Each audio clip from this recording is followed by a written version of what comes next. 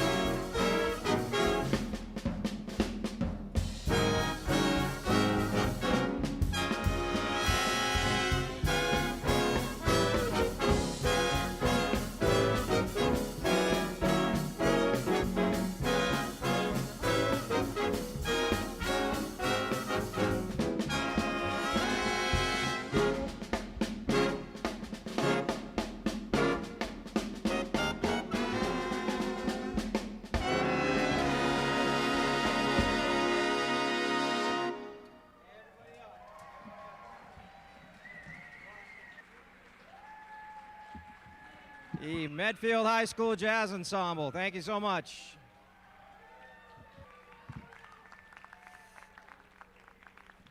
Thank you so much. Thank you for your support. Have a great night.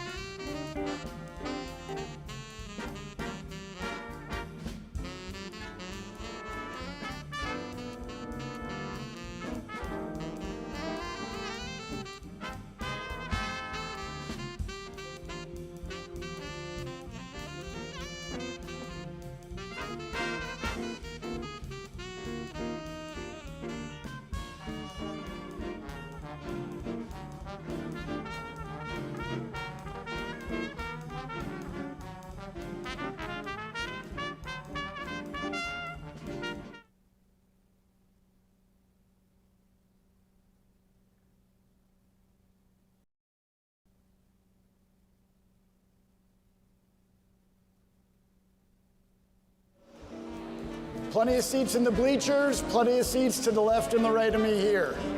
We will be starting shortly. One more minute.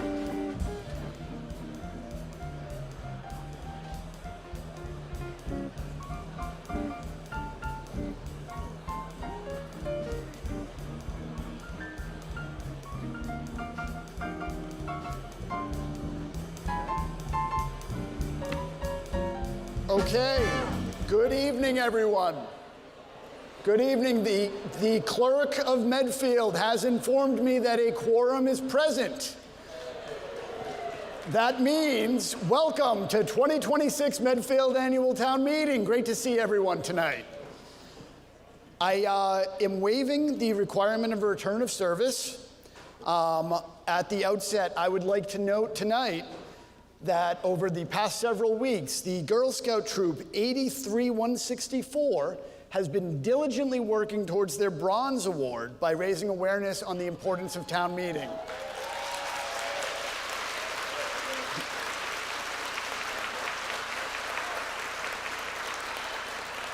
You may have seen their posters around town and a video that they made with the helpful assistance of Matt from Medfield TV. I appreciate your welcome of our future leaders and town meeting enthusiasts to our annual town meeting. Next, as is our longstanding tradition at town meeting, I would like to ask the veterans present to please stand and raise their hands to be recognized.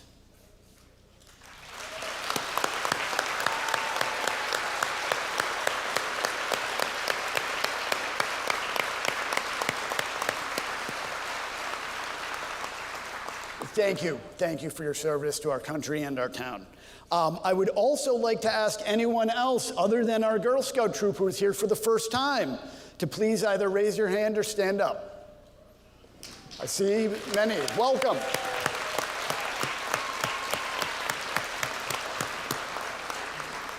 Okay, so we are at the point where I would like to welcome the chair of Medfield's 375th Anniversary Committee, Jerry Kazanjian, to the question microphone. He's going to be ably assisted by our Girl Scout troop. If you please file to the microphone as well to lead town meeting in our Pledge of Allegiance. And I would ask everyone to please stand.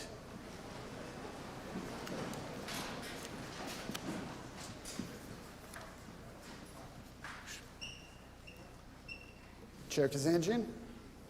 And salute. I pledge allegiance to the flag of the United States of America and to the republic for which it stands, one nation under God, indivisible, with liberty and justice for all. Great. If you can please remain standing, I'm sorry, but for our national anthem, thank you, Chair Kazanjian. Thank you, girls. You can have a seat. Medfield High student Laura Nardelli is now going to lead us in the national anthem.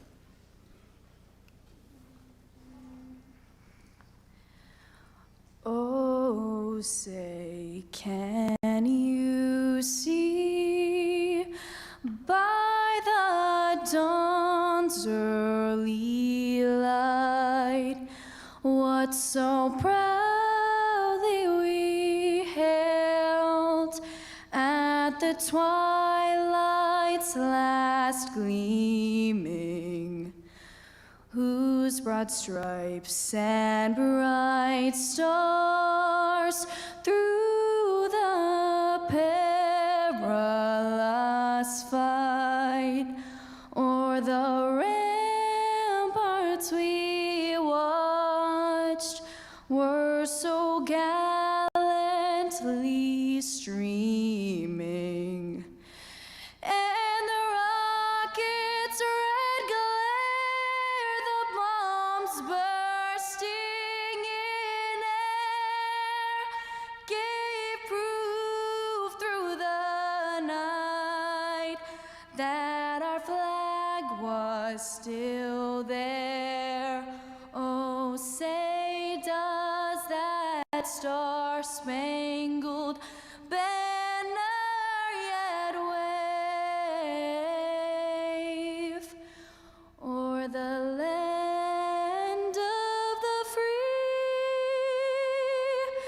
and the home of the brave?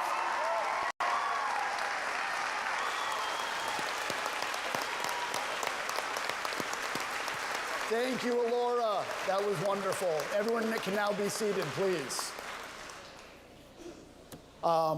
Next item on the agenda, and also according to longstanding town meeting custom, I will read the names of Medfield volunteers that have passed away since last year's town meeting. Sandra Davidson, Ed Dornig, Charles Glue, John Harney, Mary Harney, Patrick Harris, Amelia Kennedy, Dorothy Schultz, Mel Siebold, Mary Zuccarini. Please join me in honoring,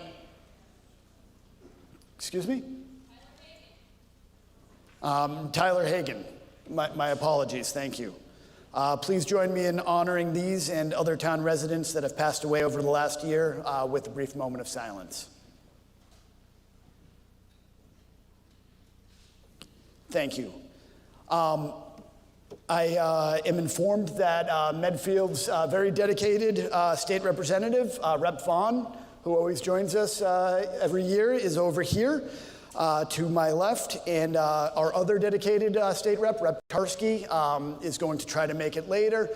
He has his own competing town meeting tonight. So thank the both of you for everything you do for Medfield. Now take a moment to recognize those on stage. To my right, we have Clerk Marion Bonaldi, Assistant to the Town Administrator Cameron Smith. We have Assistant Town Administrator Brittany Franklin, Town Administrator Christine Treeweiler, Select Board Member Pete Peterson, Select Board Member Eileen Murphy, Select Board Member Gus Murby, and Town Council Mark Sorrell.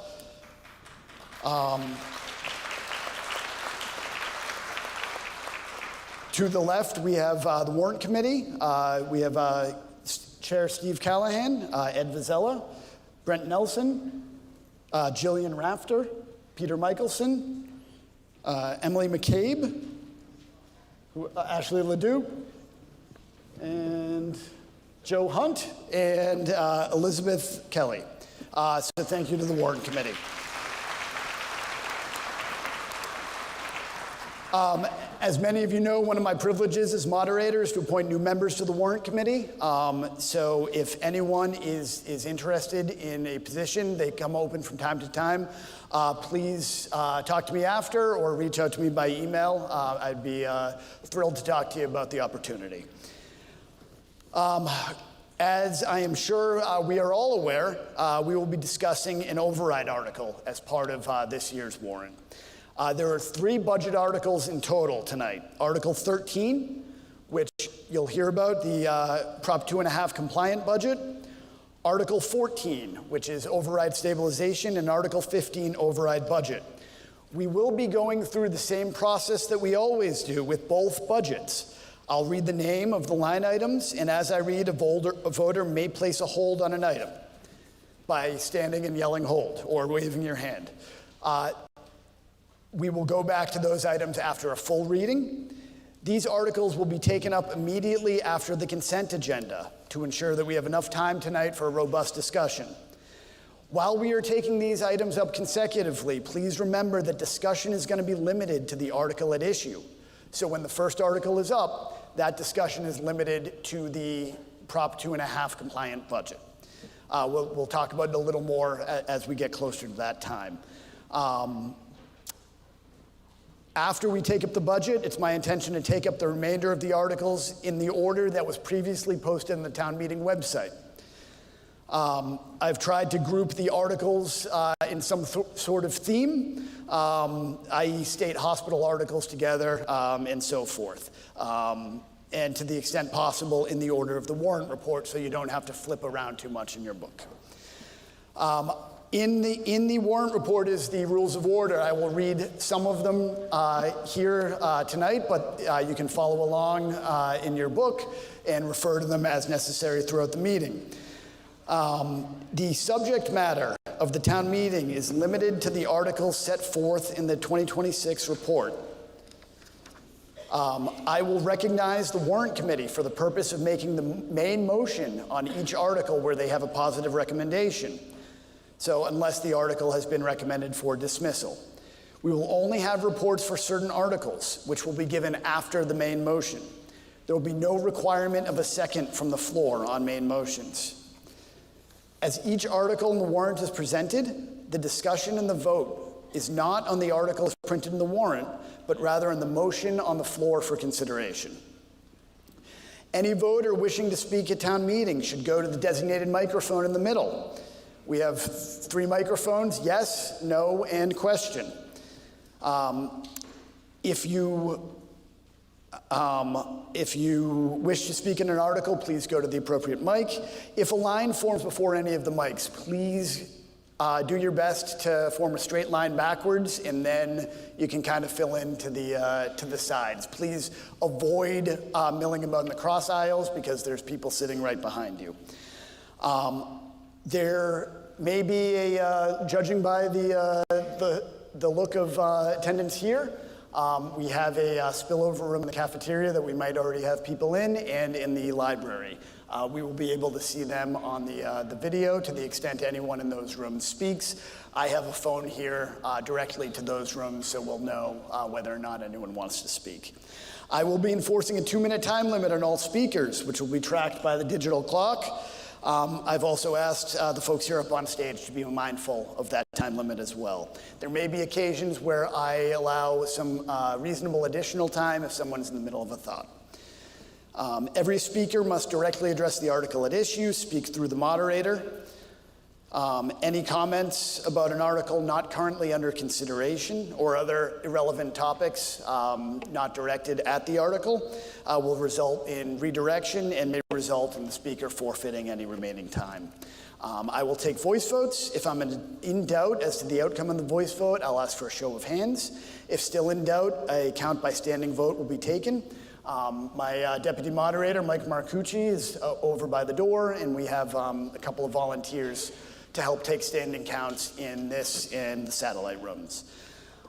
If any member of town meeting doubts the ruling of the moderator on a voice or hand vote, by statute, any 7 voters may demand that a standing vote be taken. Please turn off all cell phones and portable devices. Finally, we do not want anyone to get hung up on procedure. If you have any question about how to make a motion, how to make an amendment, please come to the question mic, and we'll do our best up here to help. We have many years of history at town meeting up here that can help figure out what you're trying to do. On the amendment procedure, any voter wishing to offer an amendment to the motion on the floor asked to approach the question microphone. The voter should explain the purpose of the amendment, and we will assist in the wording. Amendments can be offered from any microphone. The request is simply to assist in orderly process. Voters do not have to have the final wording of their proposed amendment before approaching the microphone. Again, we'll do our best to help from here. Once the amendment is offered, I will ask for a second. Once seconded, the discussion on the floor will be on whether to amend the motion on the floor. Discussion will proceed according to the regular rules of order. When I deem that discussion on the amendment is closed, a vote will be taken. If a majority votes in favor of the amendment, then the amendment becomes the new motion on the floor. That's what we will be voting on and discussing. If a majority votes against the amendment, then discussion continues on the motion on the floor. Then the motion will be subject to the regular rules of order, and to avoid confusion, we will only have one motion to amend at a time. And with that, let us begin the legislative process with the consent agenda. Now, the consent agenda contains a number of warrant articles to be acted on collectively.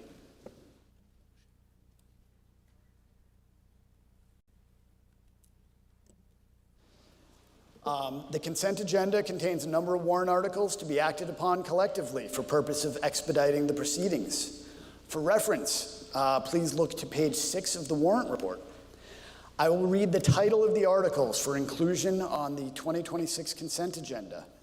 As I read, if you would like further discussion on any of these articles, please signify by saying hold. If held, that subject article will be taken up individually. Article 1, Annual Town Report. Article 2, Elected Officer Compensation. Article 3, Personnel Administration Plan. Article 4, Authorization for new community CPR training. Article 5, Revolving Fund. Article 6, Authorization for a new Hometown Hero banner.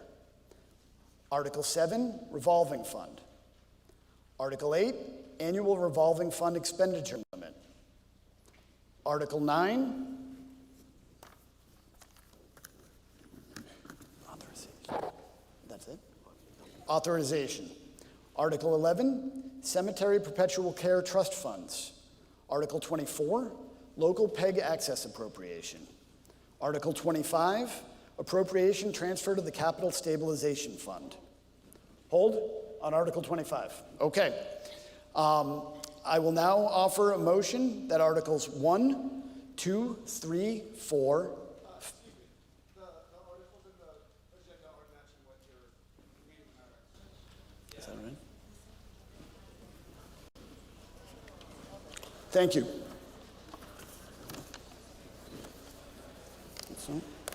Okay. We will start from annual town report then. I appreciate that. 1, annual town report.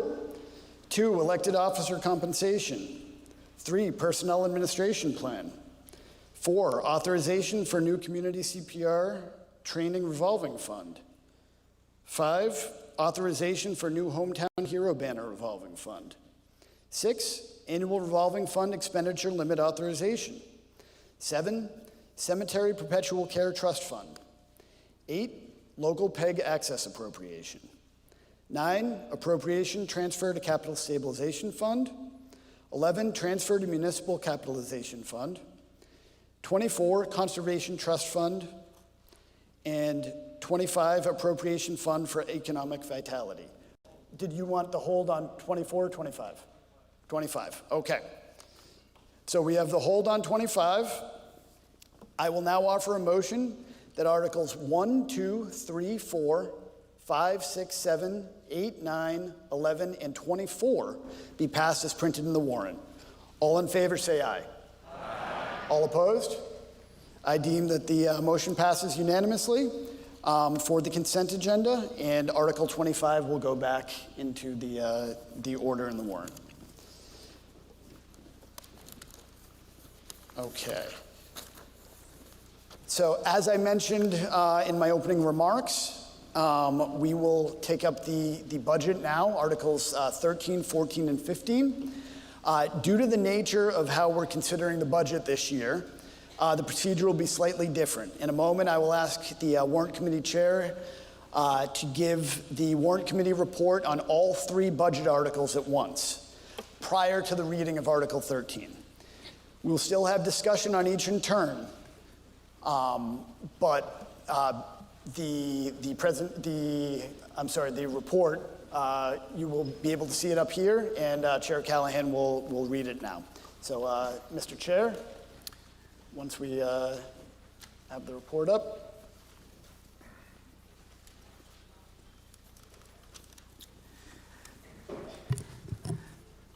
Okay, thank you, Mr. Moderator.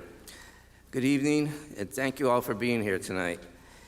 I'll keep my remarks focused and factual, what the numbers show, what the 2 paths look like, and what tonight's votes do and do not decide. Before we get into Articles 13, 14, and 15, I want to take 1 minute to level set. Not everybody's followed the budget process closely, and fiscal 27 is the year when several long building pressures converge. Over the past months, Town Finance, the Warrant Committee, and the Select Board, and the School Committee have been working through the same question. How do we keep essential services stable while staying within the constraints of Proposition 2.5? Medfield, like many towns in the Commonwealth, is facing a multi-year structural deficit, meaning our costs are rising faster than the revenue we're allowed to raise under Proposition 2.5. On the cost side, we're seeing significant increases in items the town must pay before any money reaches departments. For example, health insurance, which is up more than 14%, the Norfolk County Vocational School Assessment, which is up over 100%. These are contractual or statutory obligations. Then there's the year-to-year increases required just to maintain level services. Contractual salary steps and lanes, special education, tuition and transportation, general education, transportation, utilities, service contracts, many of these rising well above the 2.5%. On the revenue side, Prop 2.5 limits how much the town's total levy limit can grow each year. For fiscal 27, the levy limit increases by 2.5% plus new growth, and that's the full amount of new revenue available to the town. But here's the key distinction. Before any of that revenue reaches departments, the town must first pay shared and fixed costs. After those obligations are covered, the amount remaining for departments, schools, and towns combined is only 1.8%. When we say shared and fixed costs, we mean expenses that have to be paid first regardless of whether the departments add any new programs. These include employee benefits and other obligations that are largely outside the local control, as well as assessments and mandated services. So if the town's total levy limit grows at 2.5% plus new growth, departments don't experience that full increase. They're operating with what's left after those obligations are covered. Meanwhile, level service departmental needs are rising at 5% on the school side and 3.6% on the town side. That mismatch, 1.8% available versus 5 and 3.6, which is needed, is what creates the structural deficit. It's not a one-year anomaly. These pressures have been building for years, and fiscal 27 is when they converge. So that brings us to the decision before voters, whether to adjust the revenue base to match the cost reality or reduce services to fit within the existing limit. Let's see if this works. There we go, okay. 2 paths forward. Fiscal 27 presents two very different paths, and just as important, let me say what this is not. This is not about adding nice-to-haves. It's about maintaining the services residents expect, especially in the schools, in the face of costs that are rising faster than our allowed revenue. Without an override, core school programs and staffing are maintained. With an override, core school programs and staffing are maintained. Town services remain at current levels, and we deposit approximately $460,000 into a stabilization fund. That helps create a more sustainable foundation going forward. Without an override, reductions take effect July 1st across schools and nearly every town department. That includes multiple school positions, reduced DPW services, Council on Aging Saturday hours, animal control, police overtime capacity, and library materials. The structural deficit remains, and the town would likely face an override sooner.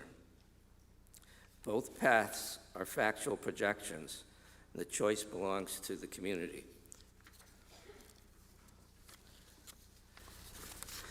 So a quick reminder of how Proposition 2.5 works. An override permanently raises the town's levy limit.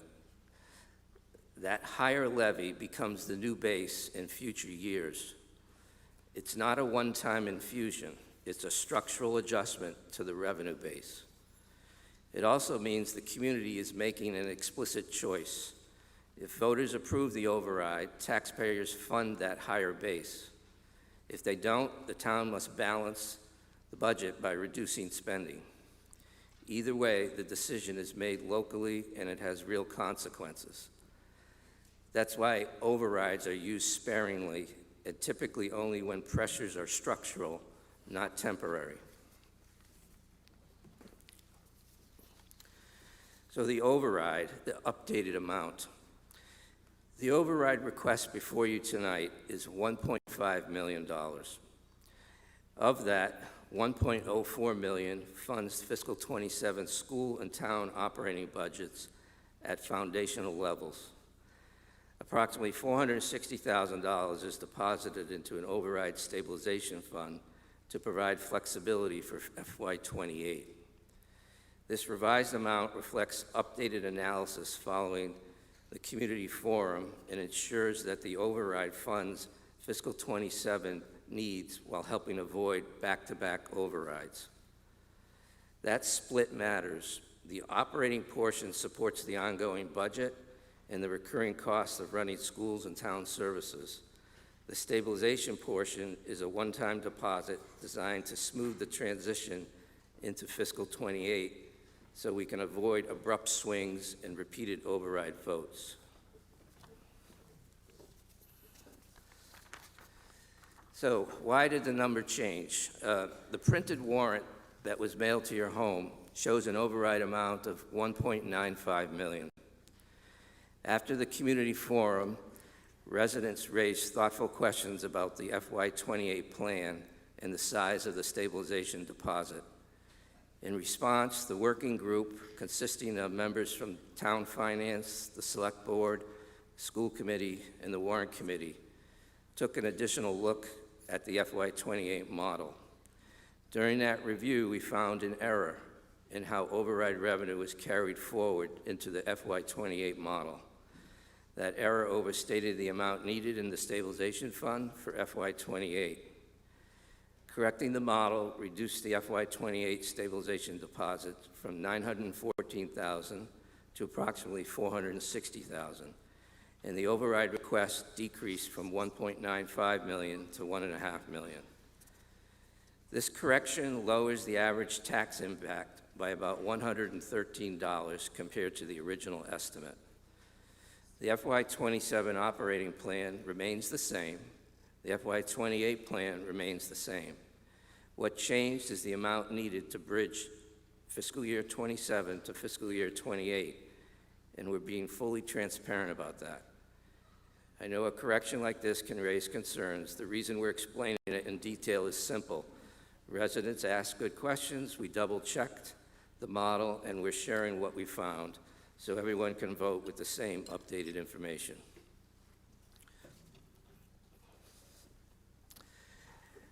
Why a stabilization fund, not back-to-back overrides?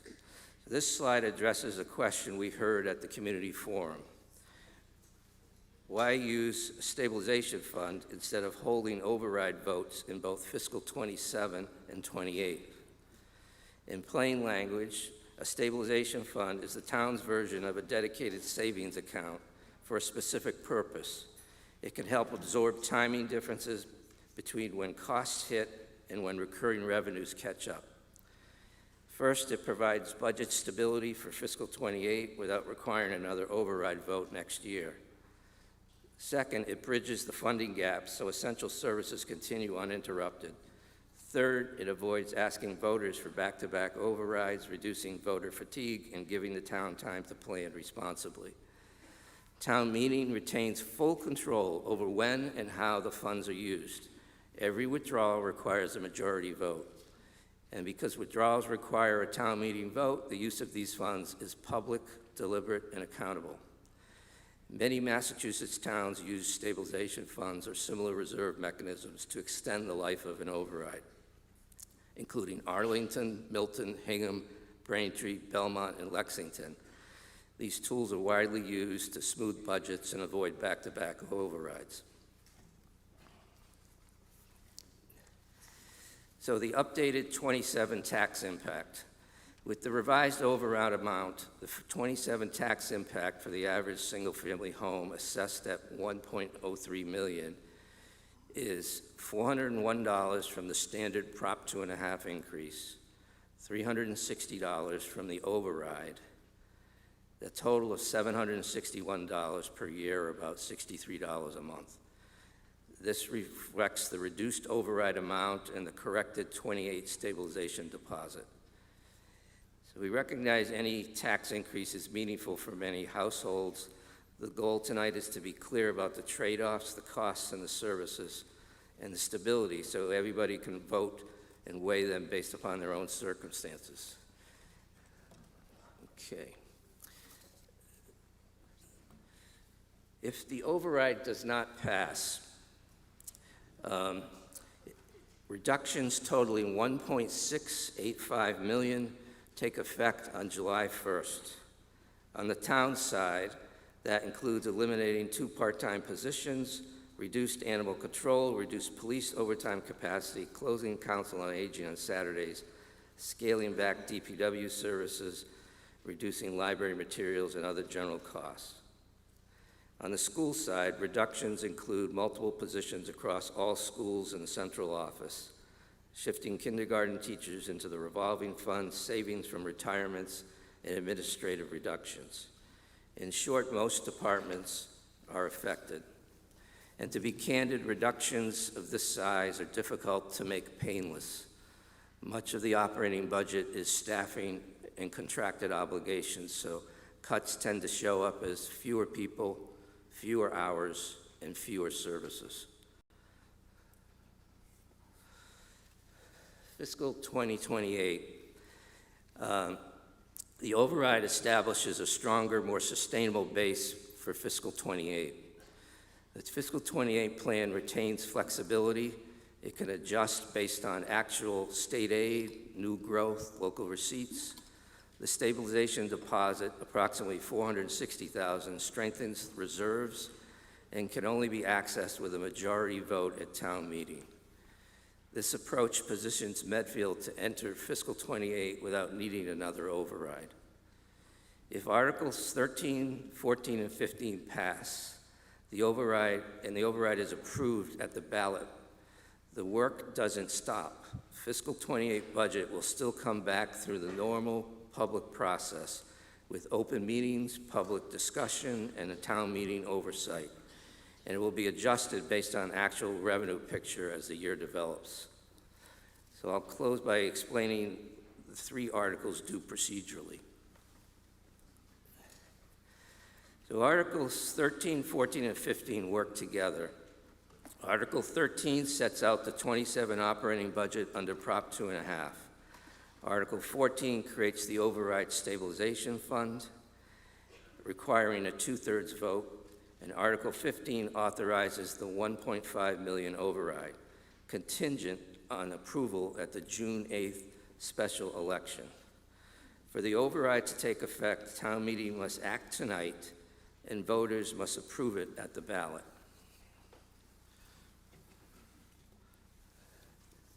All right. So, it's the same, stuff I just went through, okay. So, Article 13. Article 13 is the FY27 operating budget within Prop 2.5. This is the budget the town must have in place to operate beginning July 1st. Regardless of anyone's position on the override, we need an approved Prop 2.5 budget tonight because we do not know yet the outcome of the June 8th special election. If the override ultimately passes at the ballot, Article 13 is automatically replaced by Article 15. It has no effect going forward. But if the override does not pass, Article 13 becomes the legally required operating budget for fiscal 27. So this vote is essential. It ensures the town has a functioning budget on July 1st, no matter what happens at the ballot. Article 13 keeps the town operating, it keeps the payroll running, keeps services funded under the Prop 2.5 limit. Passing Article 13 tonight does not prejudice the override. It simply ensures that Medfield has a lawful, balanced budget in place while voters make their final decision on June 8th. Thank you, Mr. Chair. Before we start with the usual process for Article 13, I want to note that we do have a robust attendance tonight, that the cafeteria is full, and there are some folks that are in the auditorium. They will be able to listen. It'll be a slight, I'm told, about 10-second delay. So before we call the final vote, we will be waiting a few seconds to hear about the vote total in the auditorium. If you are in the auditorium and you know you want to speak on one of the articles, please come to the gym or the cafeteria when that article is starting to be read. There are a few more seats here in the main gym if anyone wants to come in here. So the article for the town's operating budget, Article 13, can be found on page 49 of your warrant. This requires a simple majority. Beginning on page 51, I'm going to read the budget line items in order. If you would like further consideration on any of those line items, please yell hold. If there's a hold, we'll review the remainder of the budget and come back to the holds. Please. We have a point of order. Steve Dragatakis, 18 Hillcrest Road. So if we pass the operating budget, and then if we pass the override, when do we get a new outline of the operating budget?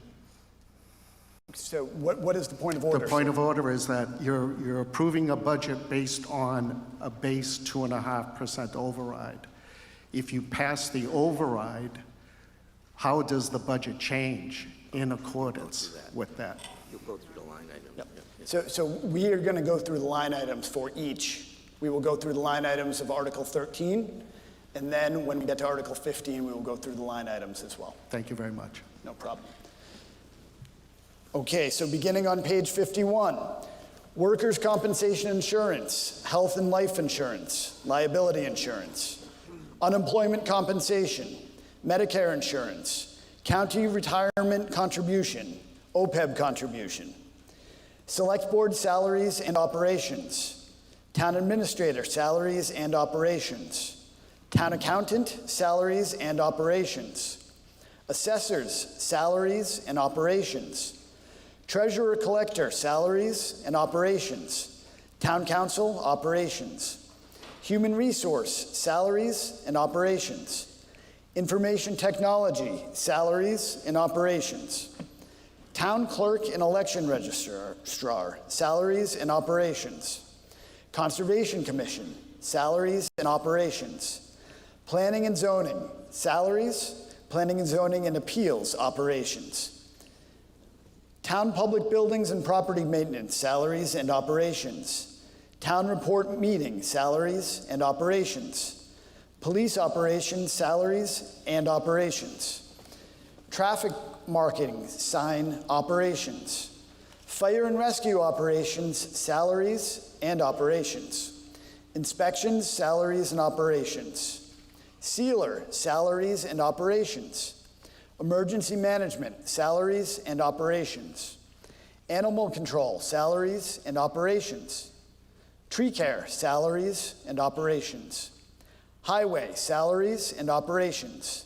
Snow and ice, salaries and operations. Street lighting operations. Equipment repair maintenance, salaries and operations. Sidewalks operations. Solid waste disposal, salaries and operations. Cemetery, salaries and operations. Health, salaries and operations. Council on Aging, salaries, operations. Veterans, salaries and operations. Outreach, salaries, operations. Library, salaries, operations. Park and Recreation, salaries and operations. Historical Commission, operations. Memorial Day, Veterans Day, operations. Arts Cultural Council. Reserve Fund. Police and Fire, 111F Insurance. Stabilization. Town Debt Principal. Town Debt Interest. Regional Vox School Operations. School Personnel. School Administration Operations.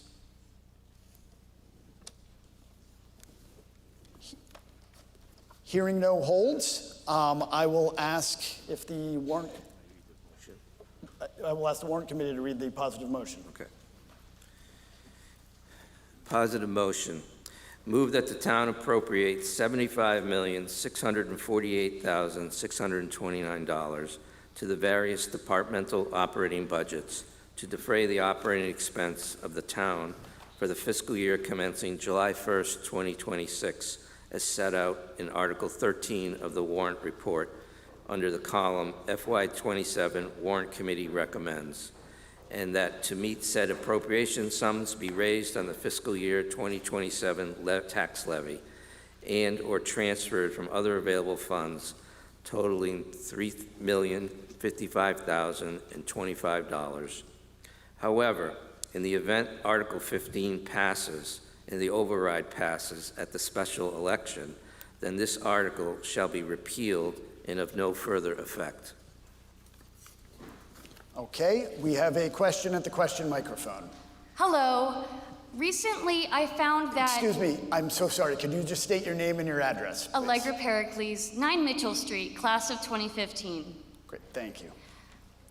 There are 3 teachers who are renting together in a home, while I'm sure that there are no police officers who can't afford to rent a home in Medfield on their own either. I'm sure that there are no police officers or fire patrol people who are so strapped for funds that they have to live together, but our teachers are. And I'm seeing a big difference in the cost here for our police and fire, and I feel that this is far overreaching. I will be voting no, but I'm just wondering, when will we be rebalancing so that people can afford to live?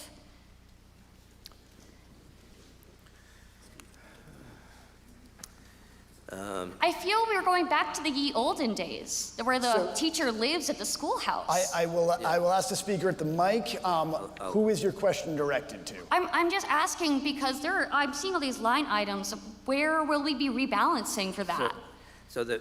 I'll say this: the teacher salaries and the police salaries. Right, and the override is going to be overarchingly hurting the schools, but not the police. Excuse me, at the mic.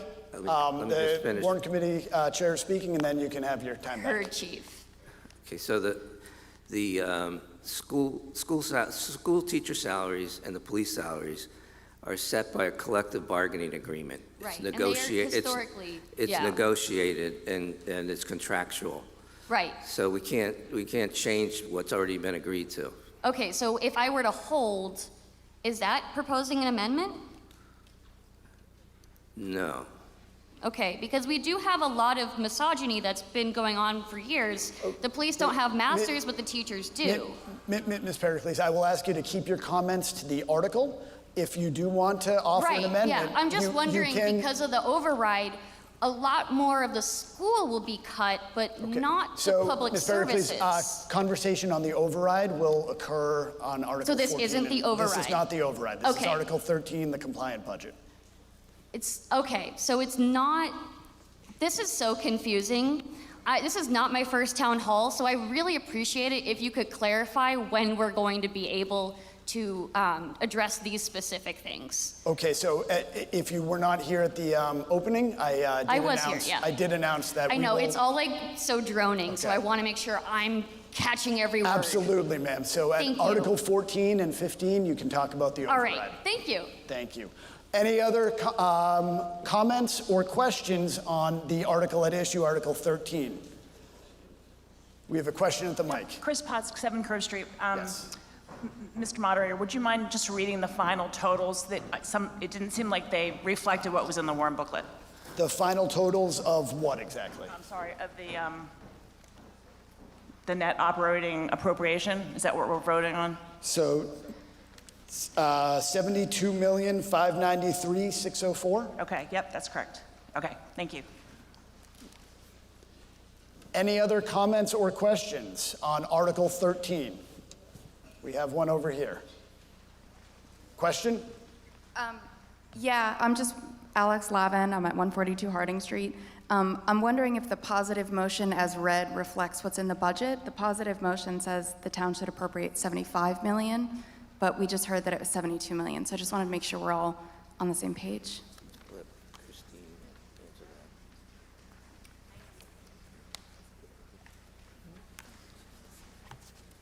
that. Bye.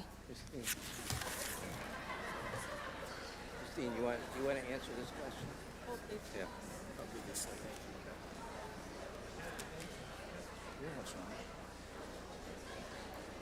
All right. We'll be right back to you on that. Please talk amongst yourselves.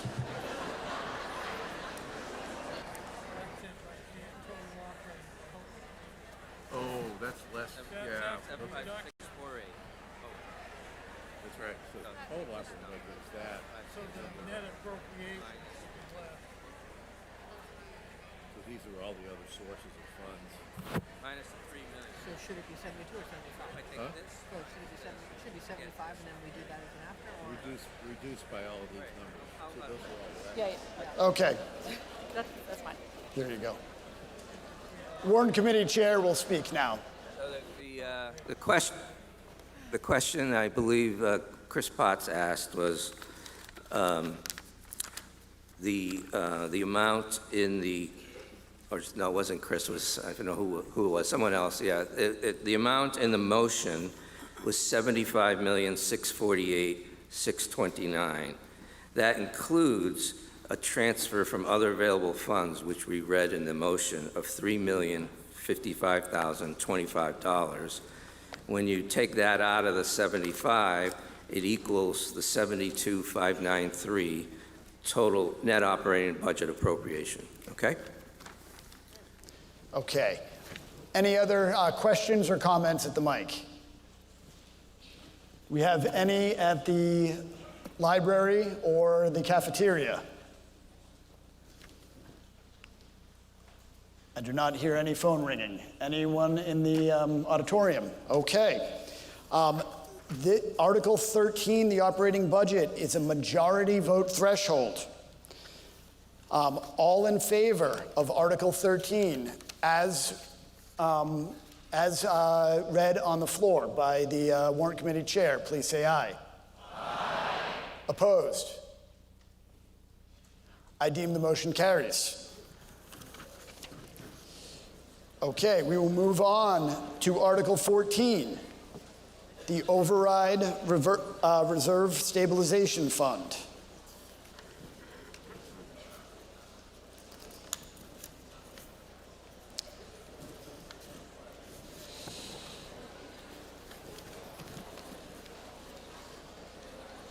That is found on page 54 of your warrant. I know everybody's excited. I would ask for just a little quiet as we flip through our books. We already had the report. Do we have the motion from the warrant committee? Yes, we have a positive motion on Article 14. Move that the town vote to create an override reserve stabilization fund under Mass General Law, Chapter 40, Section 5B. Okay, thank you. Do we have any questions or comments on Article 14?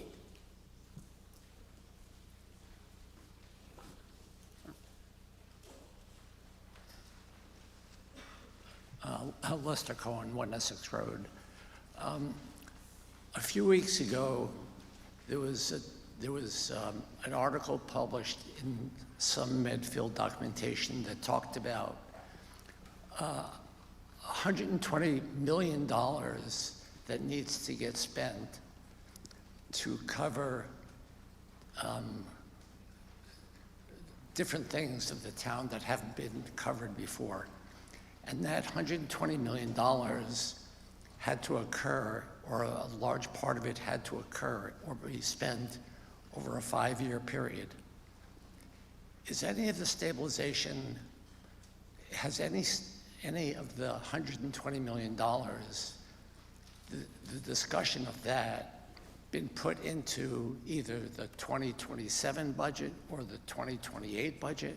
Because, for example, I heard the warrant committee chair say that the stabilization and what we're voting for tonight effectively will take care of the 2028 budget. But if we need to spend a large fraction of that $120 million over some period Sir, I of believe time. we have your question. You seem to be delving into a comment, Okay. so I will ask the Thank warrant you. committee chair to address the question. Thank you for the question. So the town did a 20-year study of capital needs. And just by way of background, when we talk about operating budget, that does not include capital needs. Correct. Okay.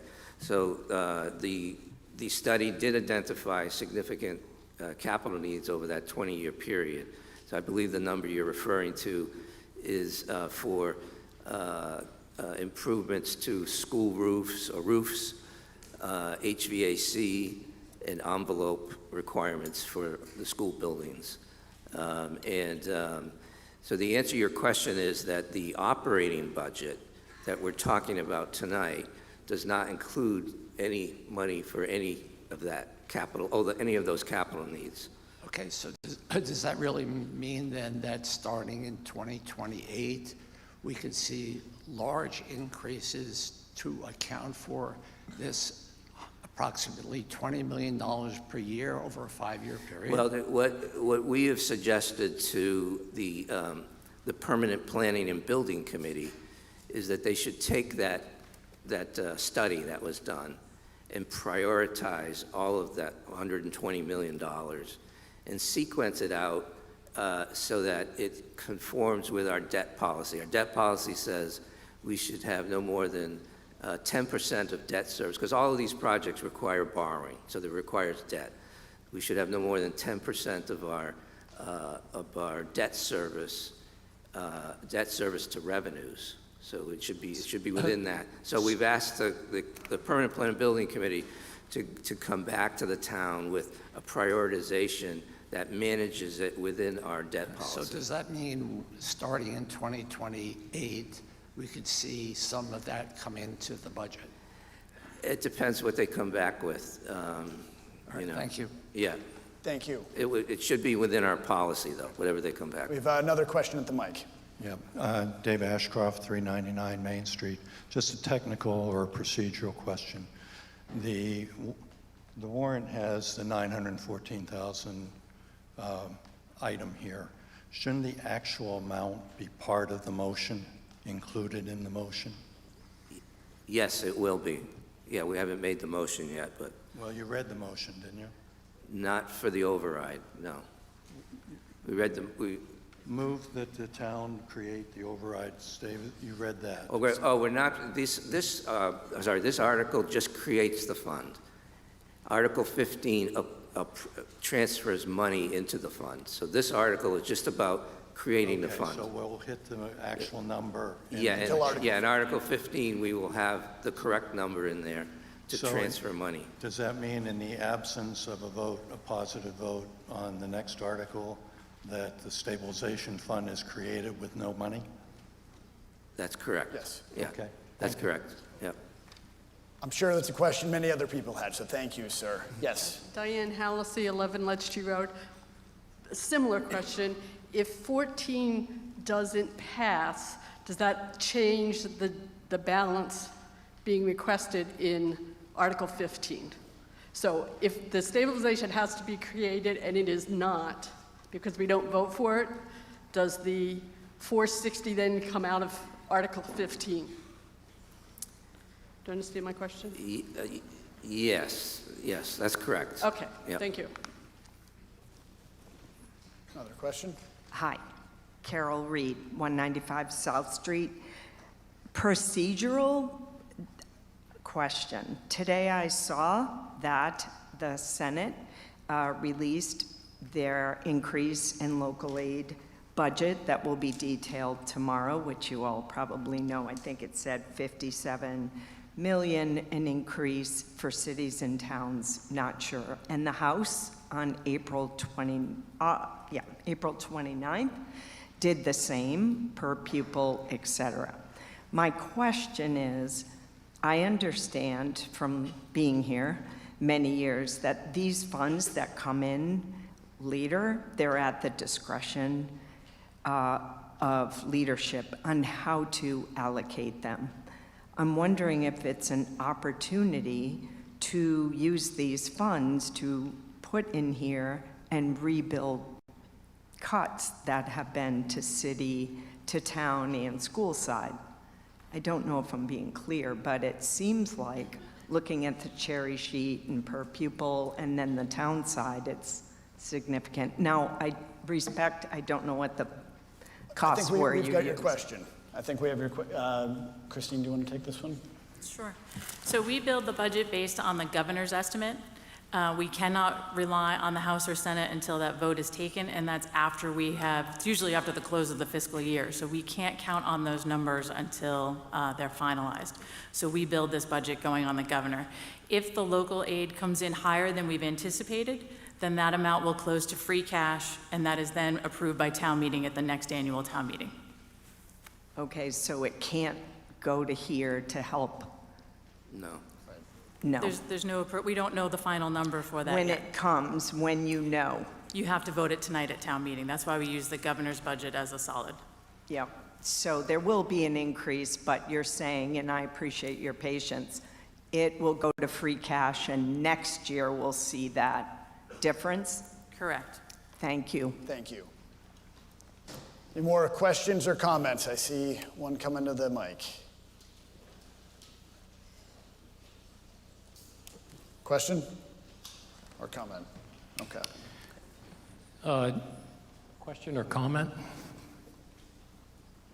Okay, great. You're a yes? Dick, Dick, we've done this for a couple of years now, and I know you're familiar with the procedure. I'm disappointed that you have to make a choice before you come up and speak, simply because it kind of pigeonholes you into what you're going. Well, if you have a question, you can come to the question, Mike, Dick. So I'll use all three mics. I'm not surprised. Dick Judge, 8 Juniper. No need to give me the finger. What I'd like to talk about is trust, respect, and address this article in particular, because we are trusting that the town and the school will be doing right by us by passing this. We are giving them control of these monies to be spent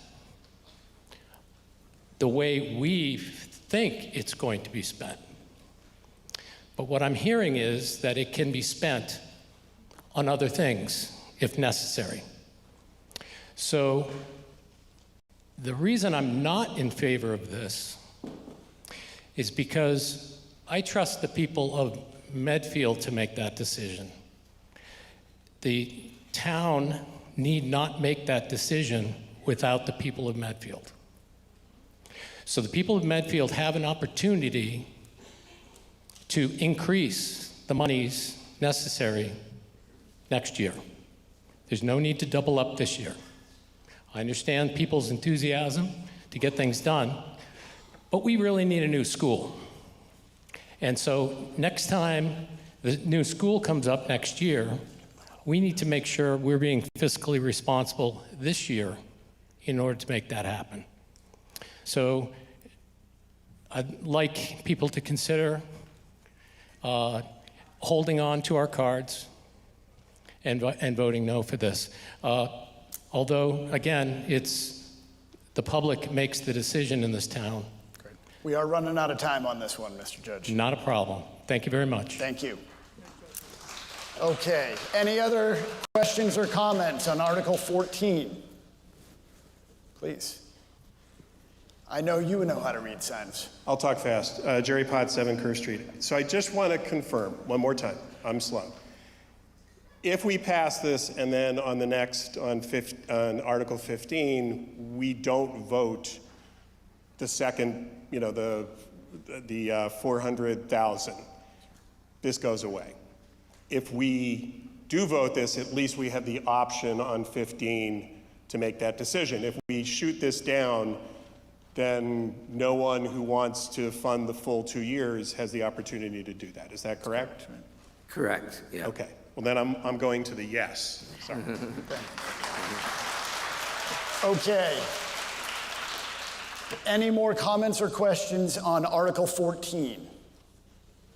Do we have any in the library or the cafeteria? Oh boy. Ahoy, hoy. Cafeteria? Okay. We are going to change to the CAF for a comment or question. Hi, Andy Kavanaugh, 53 Pound Street. From my understanding, speaking of the last conversation in terms of a new school, from my understanding, we're eligible to get state funds in order to build a new school, and typically the State House doesn't look favorably on towns who vote against overrides like this and then request money for a new school in such a short timeline. So I'm hoping that you can confirm that that's true and just something for us to think about in relation.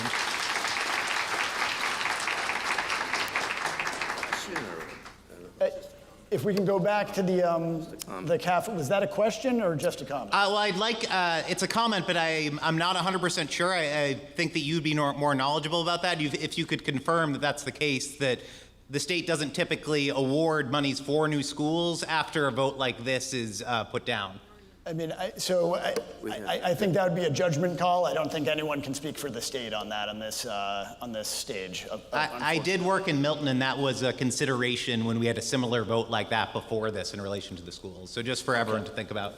Thank you for your comment. Any more comments or questions?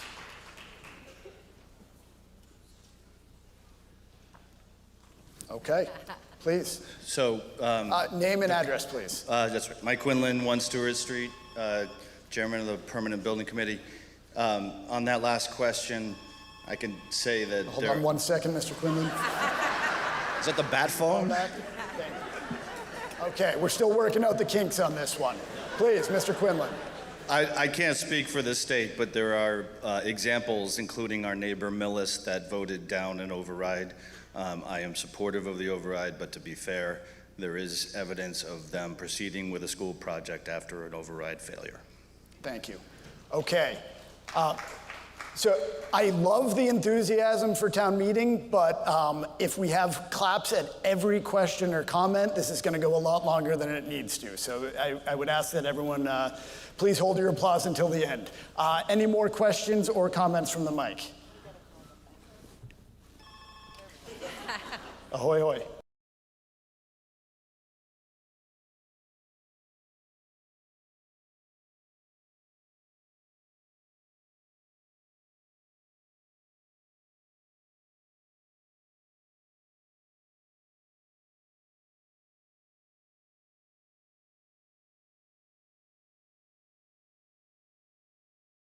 Lane, just want to, I guess, ask a question. It seems like it's like 1.2 and 90% of that increase is going to the schools. Can you confirm if that's accurate? So if I get your question correctly, your question is about the budget and not the stabilization fund, is that correct? It's Article 14, Article 15 seems like it's only like 900,000 or so compared to a 77 something million budget that was approved in Article 4 or in Article 13. Anyway, so based on the math, it seems like it's only 1.2% increase to the budget, and 890 some odd percent of that is going to the schools. So I just want to ask if that's if you agree with that math. Thank you, Mr. Chair. So the override funds the school budget at a 3.64% growth. The Prop 2.5 budget is 1.8%. And it also funds the town departments at 3.33% growth. So the Prop 2.5 budget grows is 1.8% available for departments. The override increases that to 3.64% for the schools and 3.33% for the town. Great. Okay, any more questions or comments? Okay. Article 14 is a 2/3 majority threshold. We are voting on the motion on the floor. All in favor of Article 14, please say aye. Aye. Opposed? Okay, I will wait for the phone to see if there's anything different from any of the satellite rooms. Yellow. Thank you. Okay, I deem that that Article 14 carries 2/3 majority.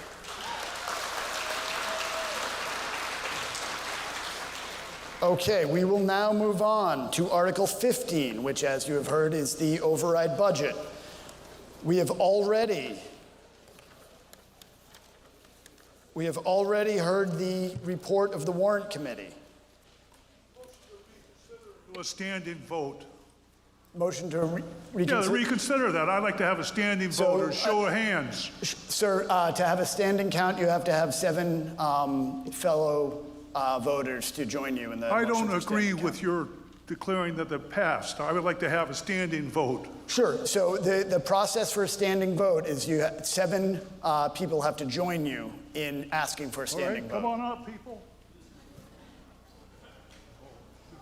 Okay. So we had a request for a standing vote. There was not the requisite number of people to join in that, so the request was denied. Thank you, sir.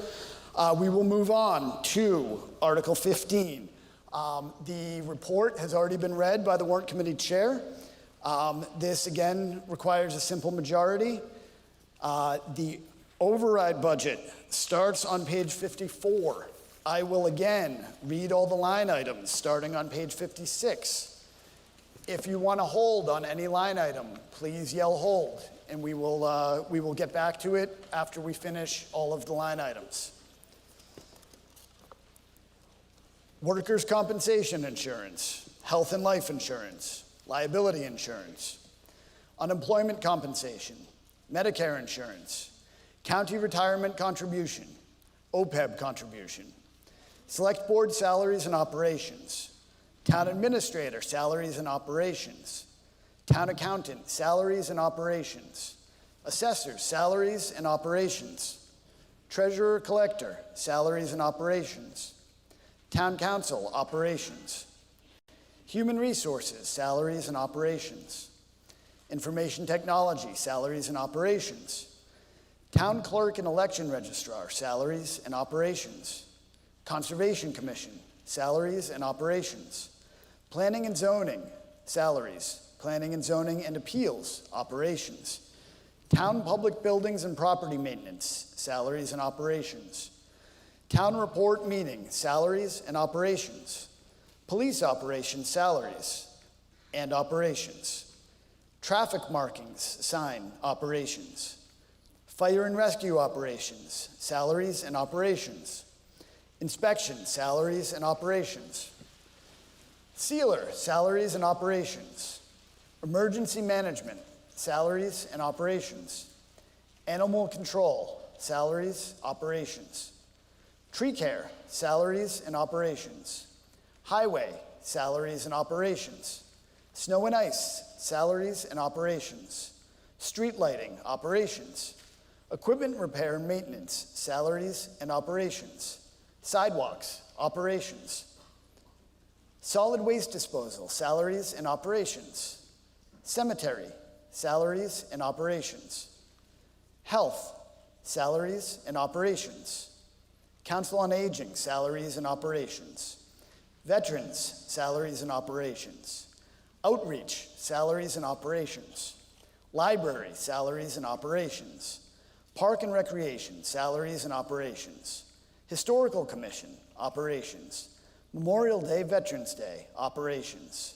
Arts Cultural Council, Reserve Fund. Police and Fire, 111F Insurance. Stabilization. Town debt principal, town debt interest.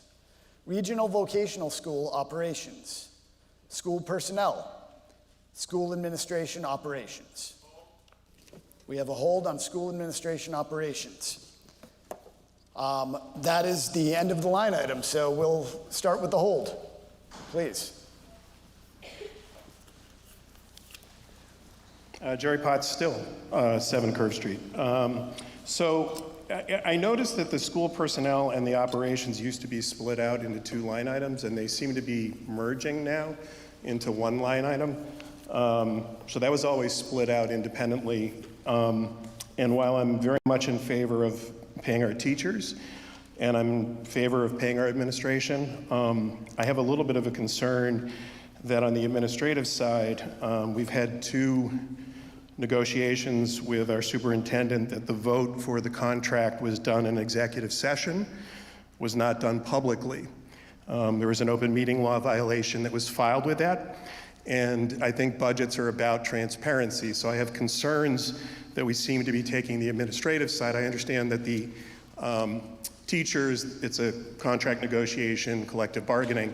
The administration is voted on by the school committee, and I would just like to encourage coming up with a school vote that transparency at every level, as was done so well by the warrant committee in this go-around, it needs to also be done by the schools. I support the schools. I probably will vote for this yes, but I would like to ensure that that line item is broken out. So, Mr. Potts, is that a question for anyone on the stage? Is it broken out?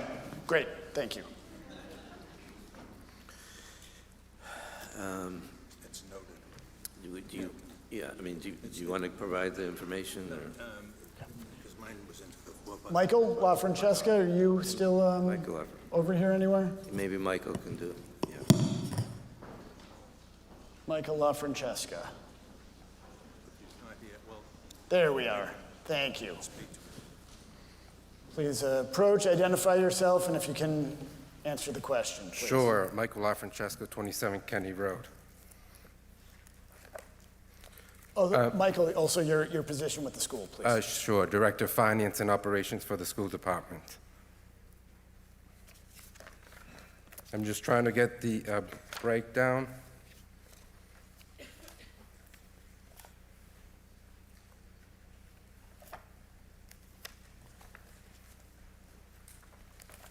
That's based on that's when we did the budget presentation. So the breakdown for the non-personnel, and then we have the breakdown for personnel. And I apologize, I should have had this out.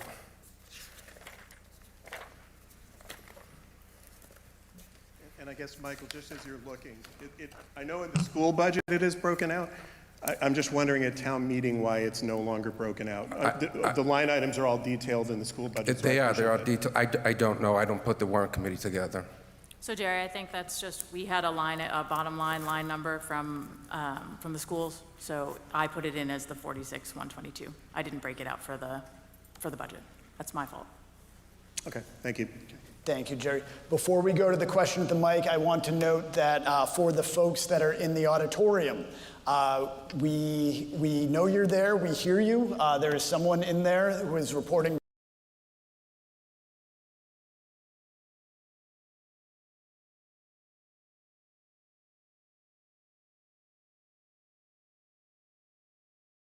super helpful. Thank you. Please at the mic. Peggy Sue Worthison, 28 South Street. So I just have a question. As you were reading through the list, it's kind of a process question. You didn't read the amount for the override. You didn't read about the override, and I think earlier in the previous. It'll be in the motion, the detail. The detail of whether or not we're adding. So I think there's two questions here, right? There's the additions by department, and then there's the stabilization funding. Right. Right? And so we'll have an opportunity still to comment on that? Correct. So the process we were going through is we address the holds first, then we go to the motion, and then we have comment on the motion. I just didn't hear you say it, so I didn't have the opportunity to say my hold. apologies. Yeah. Absolutely. Okay, thanks. Are you speaking on one of the holds? Was that a yes or a no? Yes. Okay, what is on the hold? The hold in question is school administration operation.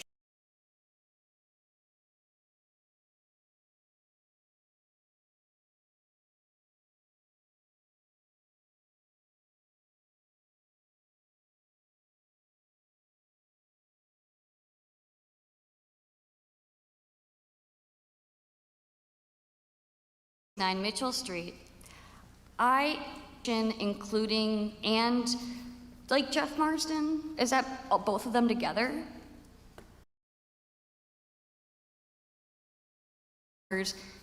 And Jeff Marsden? She's asking if this administration operation. Because what kind of things? Hi, Jeff. Yeah, well, I'm just curious. Excuse me, Ms. Perry, I just wanted to know. You have to speak through the. Right. I was just curious why, are those two things together? We will give you an answer. let me try to answer you like this. Yeah. When we reviewed the school budget, the personnel section, we broke it into several pieces.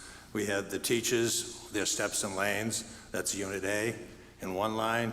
We had paraprofessionals, which is Unit B, on another line. Not what I'm asking. All other staff, which would be all your administration, secretarial, et Sanitation, cetera, and another. Broke out longevity, stipends, substitutes, overtime.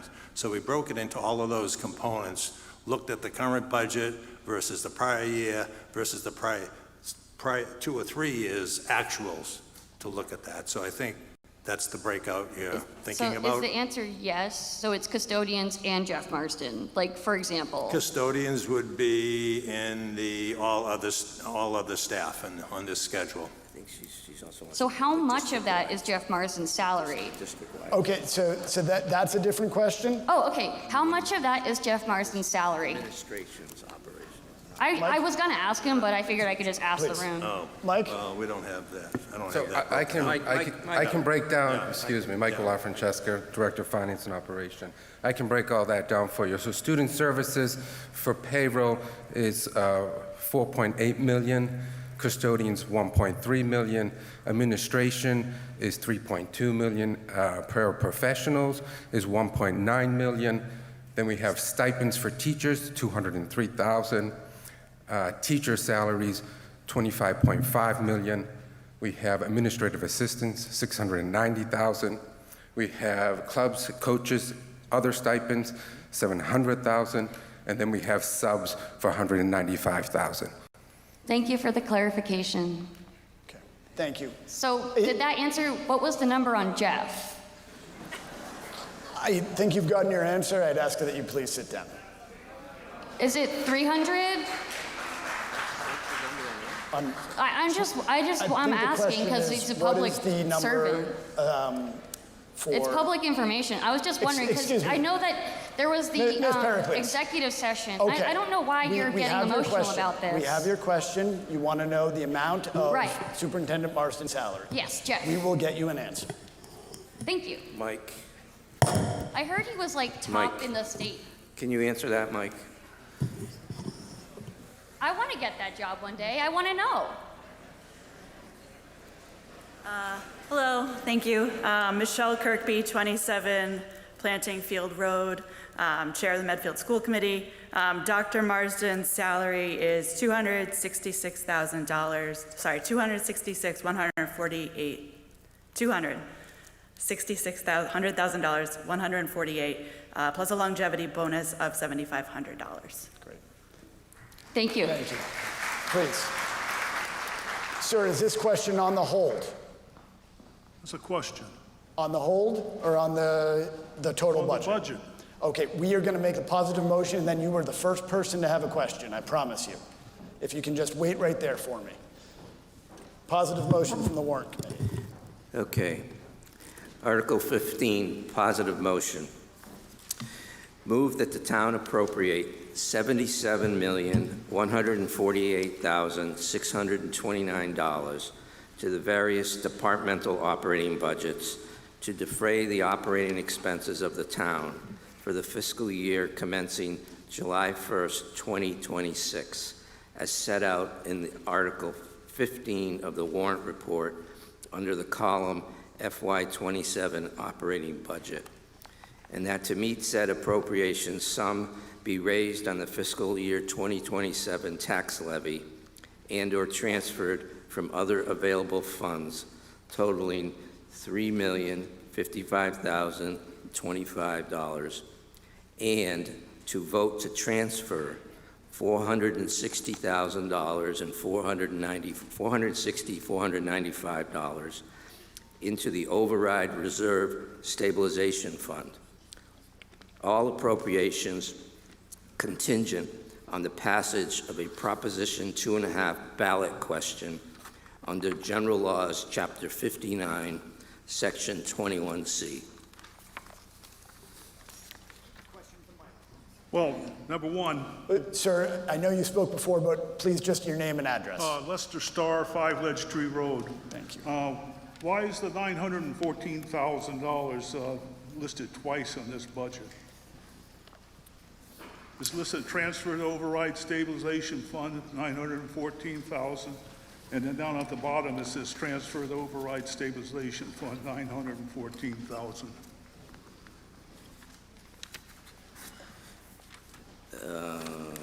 Just looking here. This is on page 58. Yeah, so are you on page 58? It's listed, Yeah, 58. It's listed under override restorations.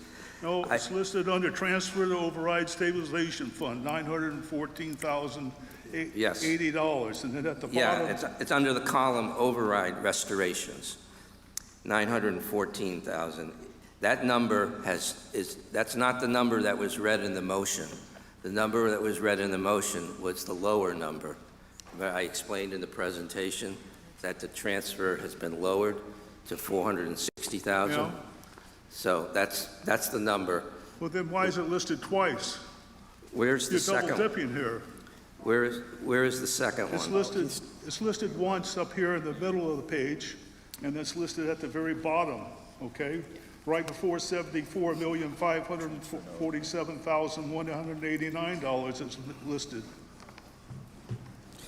Well, I don't know. It only gets transferred once into the stabilization.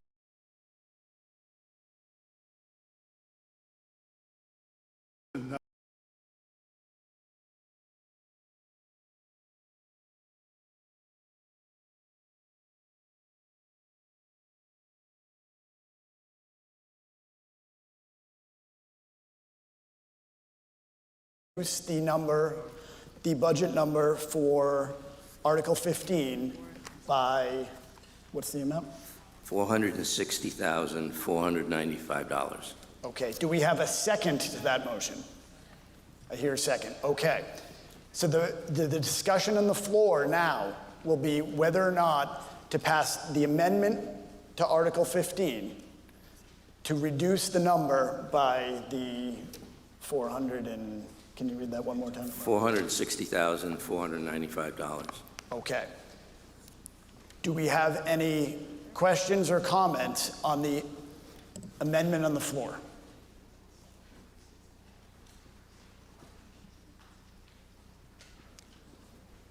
I just want to make clear that if we don't have any questions or comments, we are going to vote on the amendment on the floor and then either vote for that to pass or go back to the original motion. Can I make a comment on it? Absolutely. Okay, I think we do well by going year to year. I don't think we need this stabilization fund. This year we're getting double hit twice. We're paying for something this year that's not going to happen to 2 years from now. So I don't think we need to do that. We have a very good track record of funding what is needed. So you should present what you need, not for something that you think.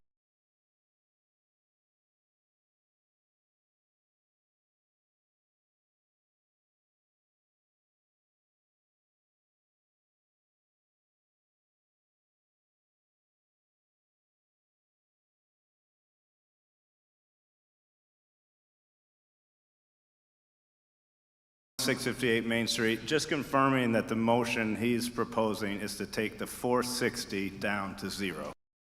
Now is to take that down to zero. Please. 6 Overfield Drive, Medfield. I've been on the Warrant Committee for 7 years. This is the first year I have not been on it, and I just want to congratulate the team that put together here. My leaving the Warrant Committee is a good example of addition by subtraction. But I will say that if you take the 460 out, it reduces the base going forward. And I would also say that, to the point that's made, yes, every budget is made on an estimate and best information available. But over the 7 years that I was on the Warrant Committee, a number of these changes that have been put forward have come through a great deal of work and a great deal of collaboration. So to make this stabilization fund where it gives us the opportunity to continue to, quote, stabilize and to help some people in each one of these departments planning going forward is an important step. And it's, as it's mentioned here, it cannot be released from the stabilization fund without a vote of the town meeting. So this is not a free cash, it's not a slush fund, it's just prudent financial management in my judgment, and I would recommend we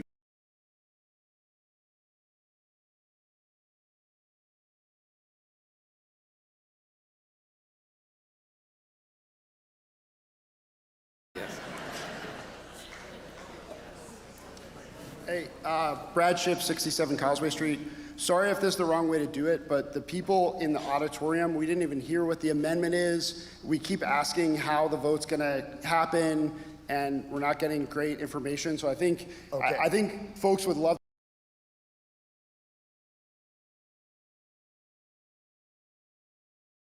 keeps cutting out, so we didn't even hear what the amendment was because the video cut out and we weren't able to see it. So I know I know everyone's doing the best we can. So absolutely. yeah, no, we want everyone's vote to count, so we will make sure that the feed is working. We will reread the amendment. Okay, thank you very much. Thank you. Do we know if the feed is? You can talk amongst yourselves again.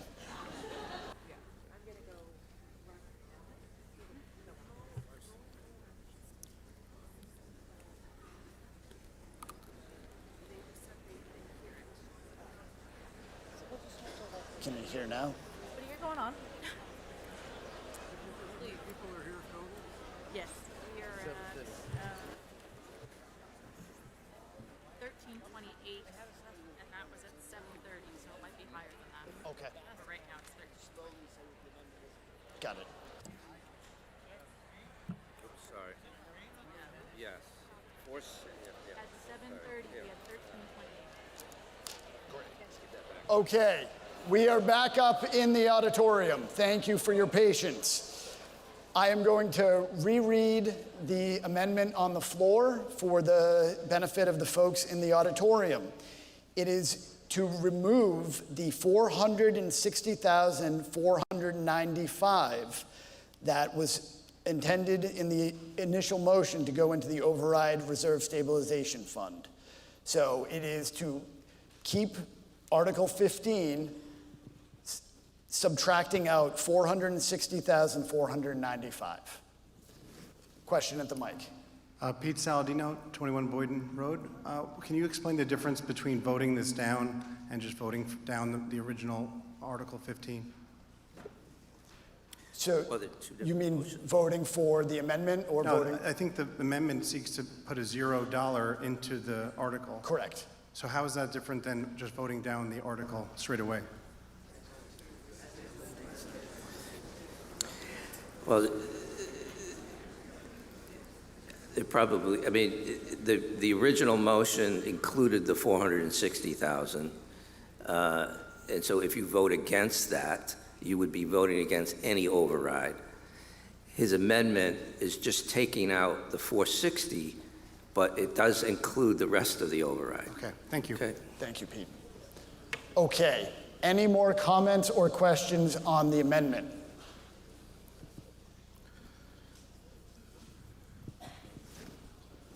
Don't run, I got you. It's actually a procedural question. The Yes. child care is ending at 8:30, so there's hundreds of people here who need to get up and leave right now, and we haven't voted on this yet. I'm wondering if we could communicate with the child care center at Blake and see if they can extend the time through the vote on this. That's good. So I appreciate the concern. We are not in charge of that, but I'm sure there are people in the front row that may be able to. Shannon McDonnell, 80 North Meadows Road, teacher at Dale Street. I will call them right now. Okay. I do want to make clear, though, that we are continuing town business regardless of anything else that's going on outside of the gym here. So please, do we have any more comments or questions on the amendment?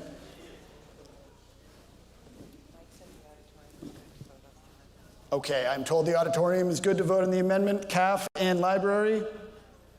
Okay. So the amendment on the floor to amend the motion to take out $460,495. All in favor of that amendment, please say aye. Aye. Opposed? Yay. I will wait a little bit to hear from the auditorium. Hello. Thank you. I will wait for the library and the auditorium. That was the cafeteria. So let's get this over with. Yeah.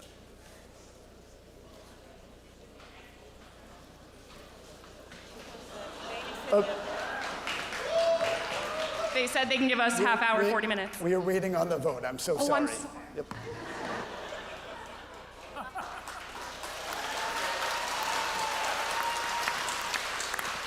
Hello. Okay, thank you. Auditorium?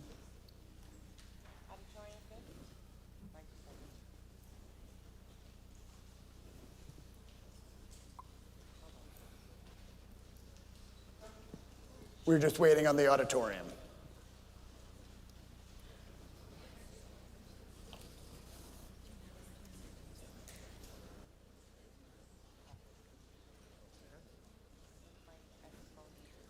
Okay.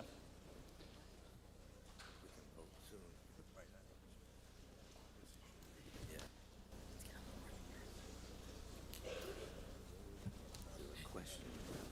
Waiting on a question from the auditorium. So. Oh, the vote.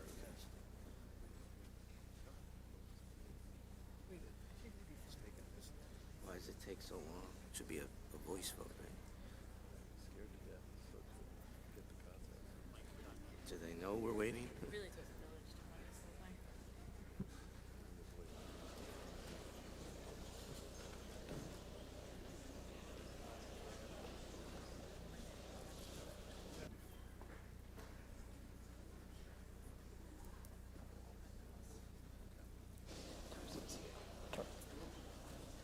I'm told that Rep. Tarski is here. Thank you for joining us, Rep. Tarski.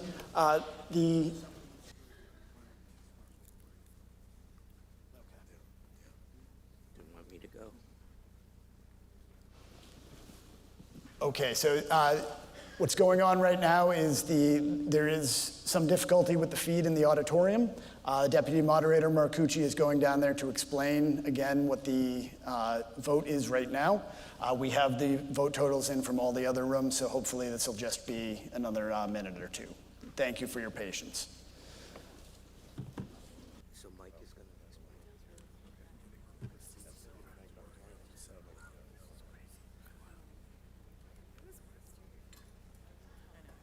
Mr. Kazanjian? Jerry Kazanjian, 77 Granite Street. While we've got a moment here, I just want to talk to you about October 17th, 2026. I'll allow it, Mr. Kazanjian. Thank you. We're going to have a grand celebration for the 375th anniversary of the town of Medfield.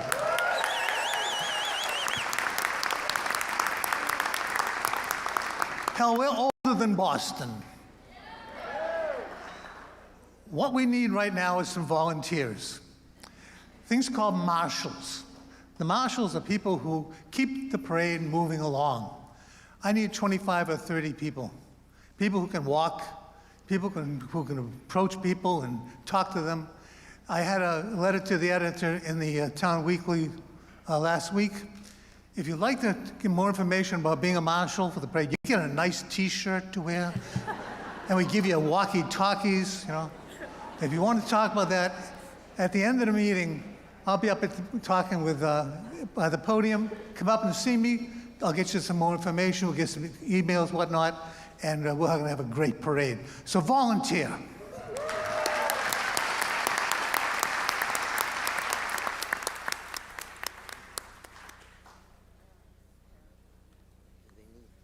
Thank you, Mr. Chair.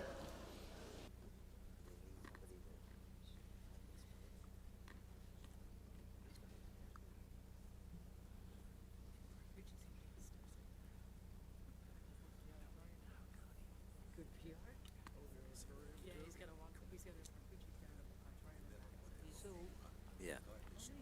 Yeah. Yeah. Because we have 1,300 something. How many do you think are in here? No, that's 1,300 total. That's what I'm saying. How many do you think are in here? There's, So I assure everyone that now that we know that this many people is very, very, very excited to attend town meeting on a regular basis, we will have everything set up in the auditorium to do this in real time next year. This is, I'm glad to see everyone come out tonight. And again, thank you for your patience.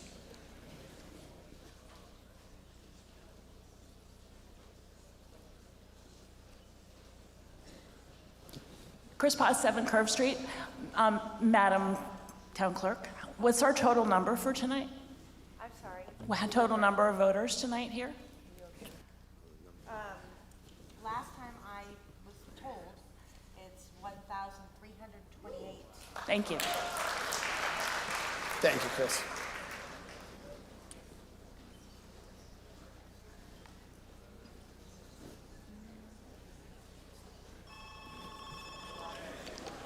Hello.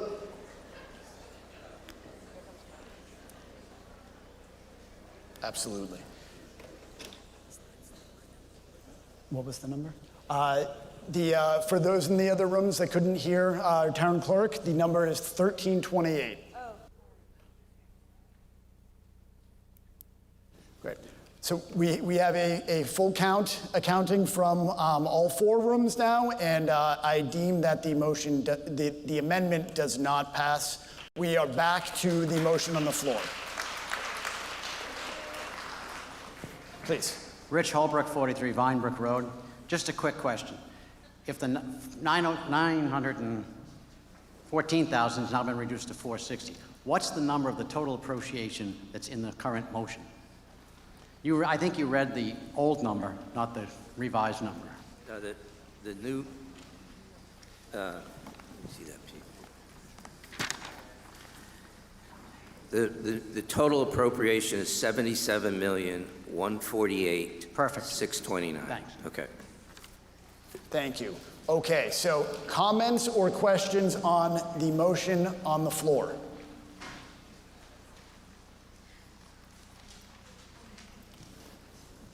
Please. Neil Sanders, 26 Pine Street.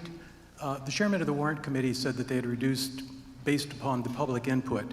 Was one of the inputs accepted that there was no need for an outside counsel for the school committee? It had been suggested at the meeting that it was required. Chris Potts discovered that there is no requirement on the state. I'm wondering if the $50,000 reduction is reflected in the number that you gave. Thank you. So I'll let Ed answer that, but just to, before he does, there are differences in knowledge of legal counsels. Not every legal counsel is an expert, for example, on special education. So, you know, I think she's correct on the requirement. There is no requirement, but I'll let Ed explain. Steve basically said what I was just going to say, but we have 55,000. Before you start, we are getting a request that people at the microphones really speak loudly into the mic, Okay. so they can hear you in the auditorium. The schools have budgeted 55,000 for fiscal year 27 for legal expenses, 35,000 for normal legal expenses, which would be your collective bargaining, personnel issues, public information requests, responses, etc. Another 20,000 for special ed, and as Steve mentioned, that's addressing specific special ed laws, and you really need an expert. We have one company, Murphy Hess is an attorney out of the South Shore, who's been doing this for 25, 30 years, very competent legal firm. And I think that would hopefully answer your question. As Steve said, it's not, to the best of our knowledge, required by law to have separate ones, but I don't know of any district of the 351 in Massachusetts that wouldn't have both, one on the town side and one or two on the school side. Okay, my comment was simply I would rather see that going to a teacher's salary rather than an attorney's salary. Thank you. Okay. Thank you, Mr. Sanders. Any other comments or questions on Article 15?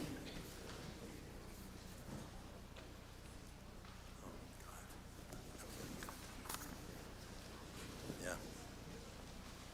Please. I got it.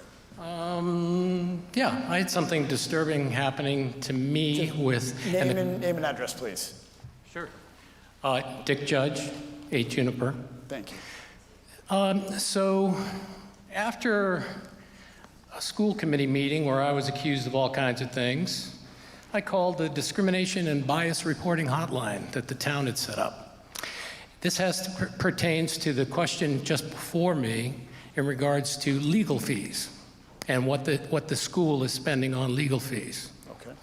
So after the town decided that they weren't going to address it, they asked the police department said that's not our jurisdiction. They turned it over to the school committee to investigate me. So the fees for this attorney that is, or attorneys that the school department is using, frankly, they're using it as a club. Here we go. I've been retained by the Medfield Public Schools to investigate Judge, your complaint. I don't know what you're reading from, but do you have a question? The question is, how can we get away with saying that the school department is only spending this amount on legal fees and putting it toward school issues? When these folks have been retained by the school department as a legal counsel. I think I understand your question, Mr. Judge. We have Superintendent to respond. Thank you, Mr. Moderator. So interesting that we're focused on this one item because in FY25, we spent $18,000, 0.04% of our budget on legal fees. So Mr. Judge, I don't know any district that doesn't have attorneys. I mean, the town has an attorney and they have other firms they work with. I don't know anyone that doesn't do that. So I don't know what your point is. I'm just trying to get to it. I'm super excited you're speaking because now I get to address you directly. Actually, address through moderator. Please. Through the moderator. Thank you. Can you ask the moderator why the assistant superintendent? We don't have an assistant superintendent, Mr. Judge. What is? He's a director of finance. Why the director of finance got it wrong when I asked why the schools have an attorney for them per se. So I The don't response believe that's from a him question was. on the article, Mr. Judge. So I would ask you to please. I just want to clear the air that the legal fees that are being used. Okay. Please, Ms. Hey, excuse me, everybody. Please give Mr. Judge the respect of the mic. We need to investigate the legal fees being used by the school department because they should be using the town attorney like everyone else. I think your point is made. Thank you. Okay, do we have any Mr. Moderator, other... can I address that, or are we good? I think we're okay. Okay, Mr. great. Thank you. Thank you. Do we have any more questions or comments on the Article 15? I don't disagree with you, my friend. Do we have any comments or questions from any of the satellite rooms, including the auditorium? And I know everyone in the auditorium, I can't see you, but I do know you're there and I appreciate you.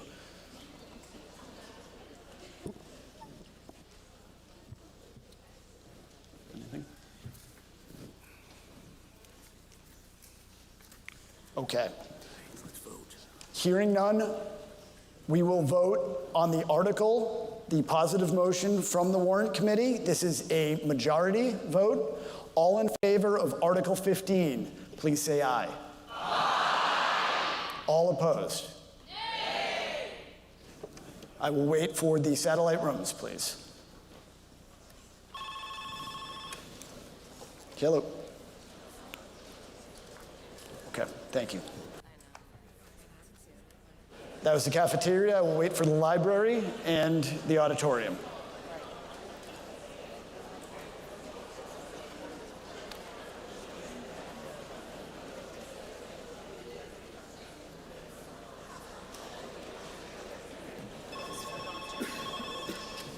Hello?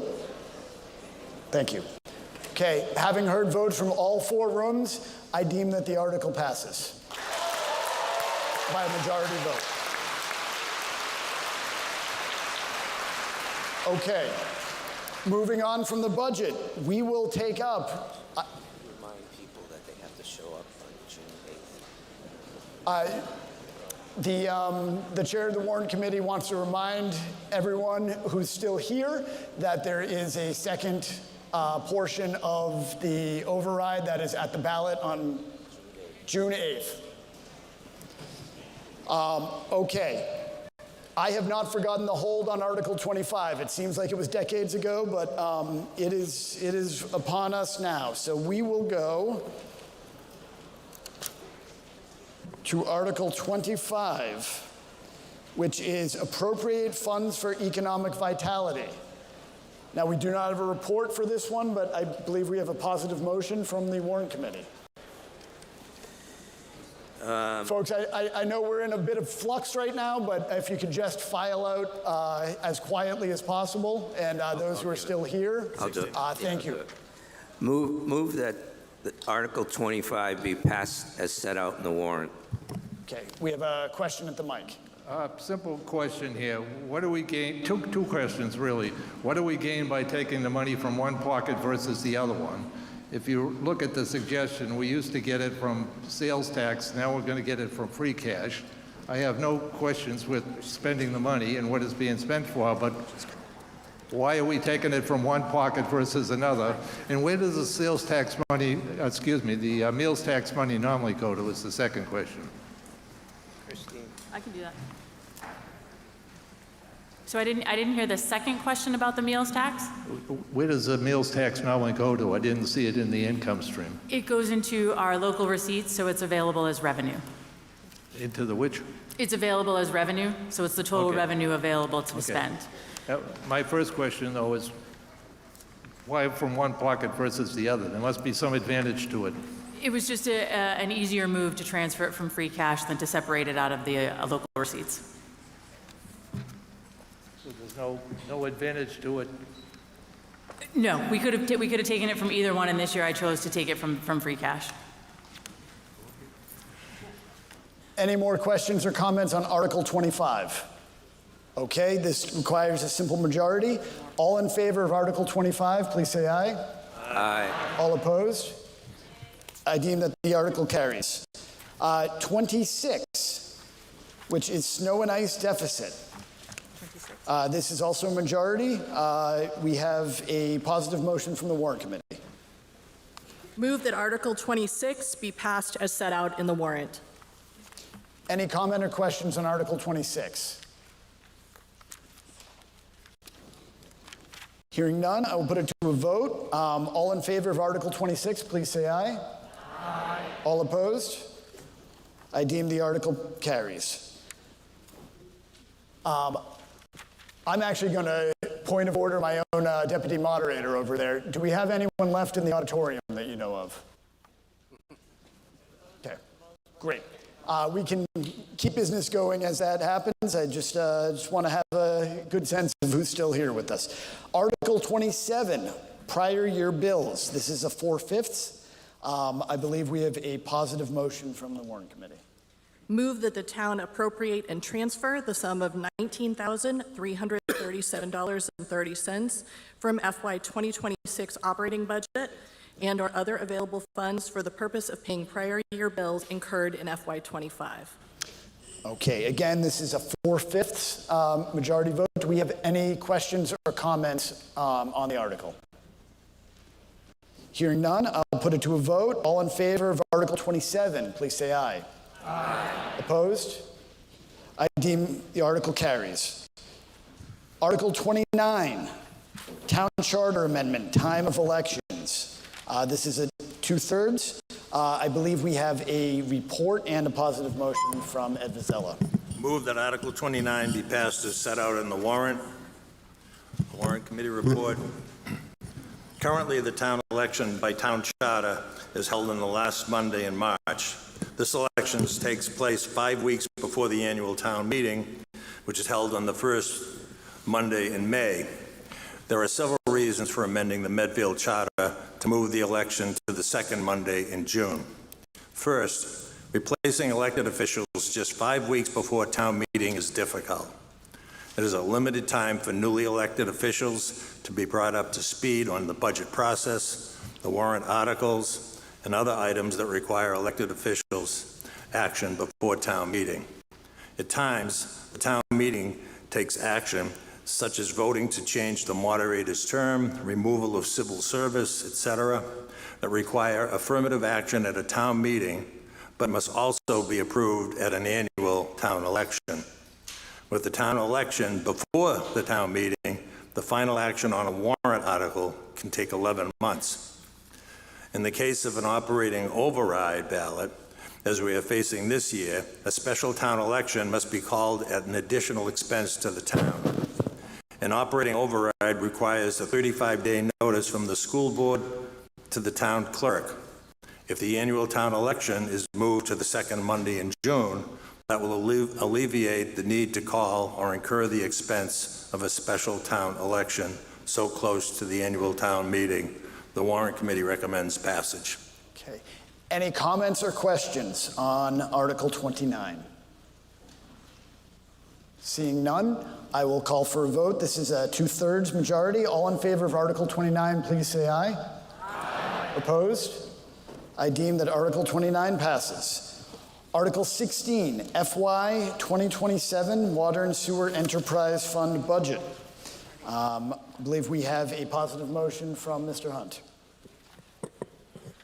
Move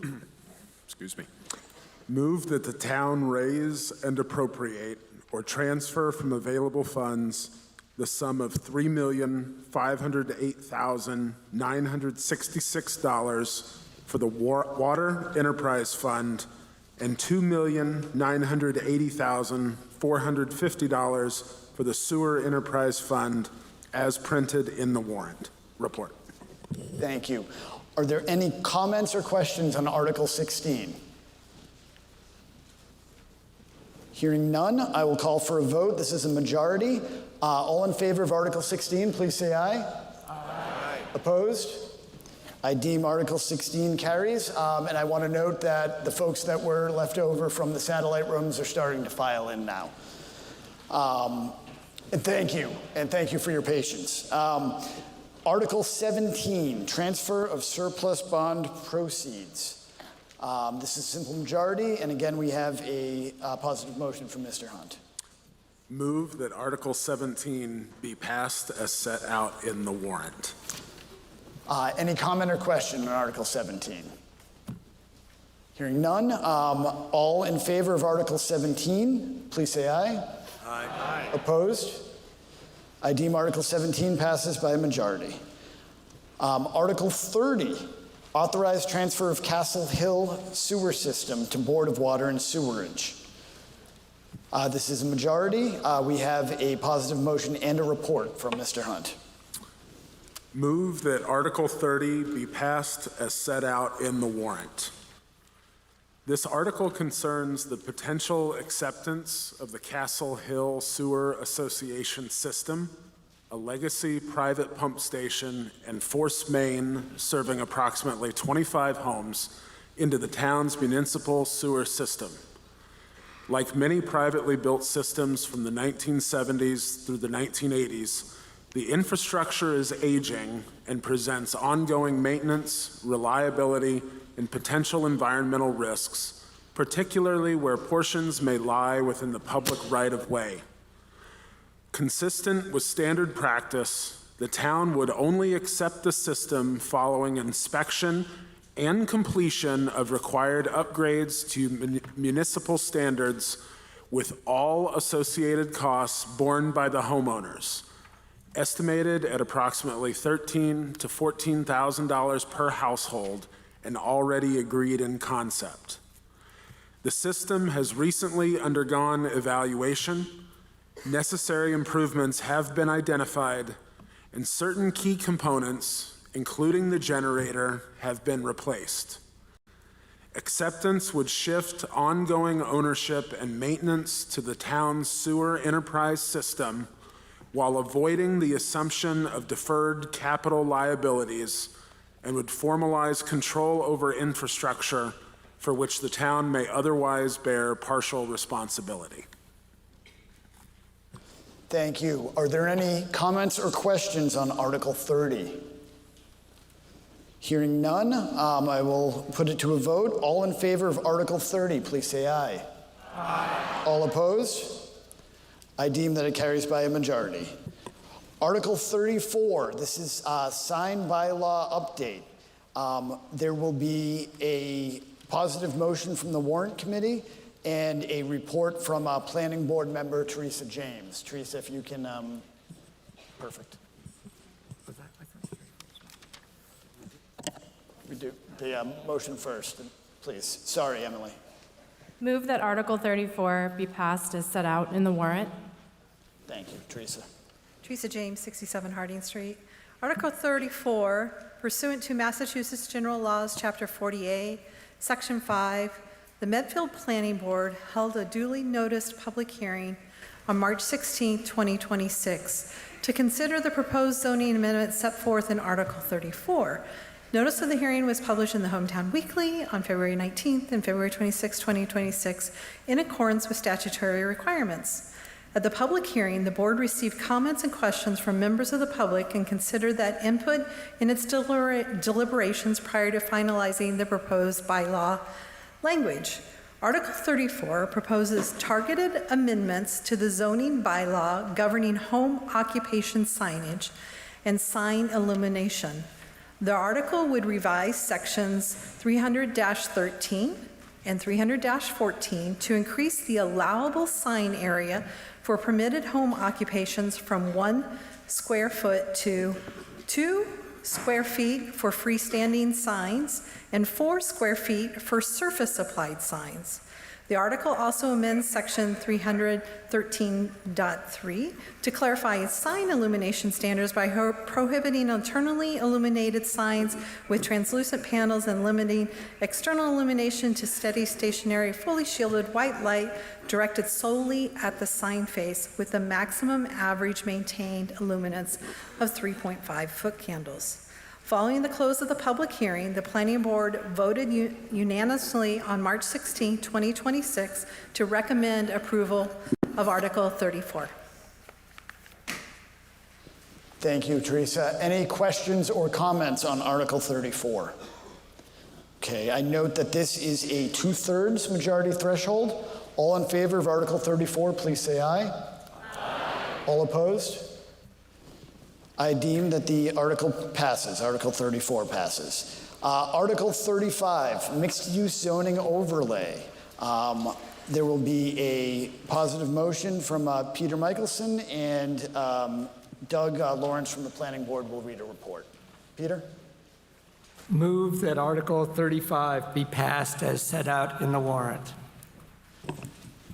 Doug, please. Hi, Doug Lawrence, 5 Lowell Mason Road. Pursuant to Massachusetts General Laws, Chapter 40A, Section 5, the Medfield Planning Board held a duly noticed public hearing on March 16, 2026 to consider the proposed zoning amendments set forth in Article 35. Notice of the hearing was published in the Hometown Weekly on February 19th and February 26, 2026, in accordance with statutory requirements. At the public hearing, the board received comments and questions from members of the public and considered that input in its deliberations prior to finalizing the proposed bylaw language. Article 35 proposes to establish a new mixed-use overlay district and to amend the zoning bylaw and official zoning map accordingly. The article would add Section 300-22 to permit mixed-use development within designated areas of the downtown and Route 109 corridors, amend Section 300-3.1 to include the MUOD as an overlay district, and establish mapped sub-districts for the downtown and Route 109 areas. The proposed bylaw establishes a special permit process for mixed-use development and adaptive reuse, with the Planning Board serving as the special permit granting authority, and includes associated development standards addressing building design, pedestrian-oriented frontage, buffering, parking, and residential density. Following the close of the public hearing, the Planning Board voted unanimously on March 16, 2026 to recommend approval of Article 35. Thank you, Doug. This is a majority vote. Do we have any comments or questions on Article 35? Please. Steve Dragatakis, 18 Hillcrest Road. I have a question on what would be the maximum height of any building in this zone? That's a good question. It's detailed. It should be detailed in the printout. I think it has a summary of. It's not very clear to me. Could you? Okay, sure. We are working on it, Steve. Maria? I'm going to bring the expert in here. Hi, I'm Maria de la Fuente. I'm the Director of Land Use and Planning. The total height is not changing. Currently, the downtown area has a 35-foot maximum height. We're keeping that the same. What about the extended proposal for the Shaw's Plaza area? Same height. Same height? Not changing. Yeah, thank you very much. You're welcome. Thank you. Any other comments or questions on Article 35? Okay, this is majority vote. All in favor of Article... Oh, thank you. We've got a couple of questions. Okay. Itchy trigger finger. My apologies. Lori Dornick, 44 Spring Street. I was part of that March 16th. I got notice as being in a butter, so I zoomed in on the meeting. And I'm not expert on Zoom meetings, so I wanted to ask a question because you're, talking about 109 corridor. Has anybody done a traffic study on what this would entail? Because we all know 109 is a nightmare, and adding all this other building, has anybody done a traffic study? Thank you. I mean, I'll take a crack, and then Maria can correct me. It's a great question. So this is a zoning code. It's kind of an overlay to the existing zoning. So if there's a property owner who wants to do a project, let's say in the Route 109 area, my assumption is there would be a traffic study associated with whatever project is proposed at the time. So it's really dependent on the project that a property owner or developer would bring to the town at that point. Based on the size of the project, the density, whatever the details are, at that time we would do a traffic study to understand the impact of the project. But this is really setting up the zoning to kind of help facilitate that, and then all of those things are studied as part of the review and approval process. Okay, thank you. Does that make sense? Okay. Thank you. Another question at the mic. Hi, Mary Walkwitz, 32 Ledge Tree Road. I've been looking over this for a while, and I have many questions. I think my first one is when I'm looking at the overlay map, behind the Shaw's area, it appears to show what I think is the woodlands area. I could be wrong. So one of my questions is, does that include the wooded areas behind Shaw's and behind the gas station on 109, where there are a lot of woods now, and then neighborhoods that abut that? That's my first question. Okay, please. Hi. So the Shaw's Plaza does include that wooded area in the back. However, the project is currently undergoing planning board and zoning board review for the addition of a Chase Bank, and the lot is I think it's pretty close to capacity right now, and the intent of this bylaw is to either build up, and in any event, the planning board would consider the lot coverage and stormwater and any other requirements, and also any other conservation considerations will be independently judged by the Conservation Commission. So could you clarify, please? So the woods that are behind that area, there's quite a lot of woods there.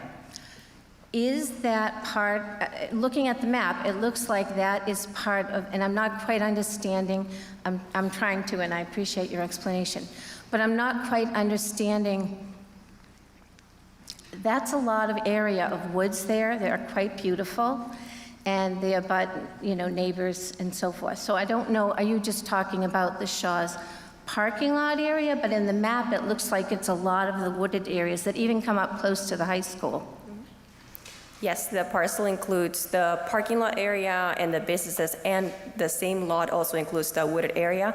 All of that is zoned under this overlay, but if a project were to come forward for development, then the planning board would evaluate that, and the direct abutters and neighbors would have a chance to weigh in. Another question, am I Please. allowed to continue on the questions? Can I make a comment about what I think about what you just said, or? Absolutely, you're there. So I find that very concerning, because that is a beautiful wooded area, and I can only see a developer would have a party with it, I don't know how else to say it. The overbuilding could be a concern, and it would definitely affect that entire area. The other thing, as I was reading through it, that I noticed there's a lot of reference to need for off-site parking, shared off-site parking, even a reference to stacked and valet parking. So I started to be concerned about what size of developments we're talking about. I know you're talking about height, but what are we talking about? And then, so that's another question. Like, why would we need valet and stacked parking and those kinds of things, like in Medfield? I think we have your question, ma'am. Okay. Was that the? Yes. So that's another. Thank you. Yes, so the planning board has chosen to make this article or this zoning code a special permit, which means that the planning board has a lot of jurisdiction and power over what is being proposed. We try to keep the parking options open, and at any given point, the planning board will be making a case-by-case decision on if the parking is sufficient or not. And to make this determination, the planning board would rely on a peer review traffic consultant. But we just wanted to make sure that we had options open. And I do want to point out that the dimensional requirements, like the height and the lot coverage, is not changing very much. So how much you can develop wouldn't be very different. The only thing we're allowing is for the possibility of mixed use. That's the major change here. Ma'am, we have another comment at the no mic, so I'm going to go over to there, and if you still have a question, please. Can I ask another question? Absolutely. Okay. Hi, Donna Dragotakis, 18 Hillcrest. This is a huge change that will have really critical impact and development along 109. And I feel like with only one meeting that I could see, my neighbors and I don't have enough information to vote yes on this. It seems like we need more time and more input, too many questions. Thank you. So I'll ask, it seems like you're leaning no here, so I'll ask one more question if you have it. Yes, so I see, I don't have the wording right here, but I do see it as I was reading it. There are special things that developers can do. So for example, one of the parts I read was about paying extra money. So I guess in some of the areas, when they develop it, they're going to have to make some kind of a park area or some area for leisure or whatever. But there's ways they can pay so that they don't have to do it in that area, but they can choose to do it in another area. So then the area that they are developing could potentially not have that grass area, park area, or whatever it is that they're referring to. Is that true? So the area that would be improved is for the public amenities area, like making a pocket park or a public gathering spot. There is a chance that a developer would be proposing this on an area of public interest that may not be located immediately within that lot. So something that would still benefit the public, but there is no room to make it in that particular parcel. So we wanted to give flexibility for us to pool funds and help keep improving the downtown and surrounding areas, even if it wasn't directly related to the project itself. That project would help fund general public like enjoyment. Okay. Are there any other comments or questions on the article? May I move to the no mic just for Absolutely. 1 minute and speak about why I was... 30 seconds. Okay. I agree with the former Mrs. Dragotakis, who spoke one moment ago. I think there is a lot here for us to look at.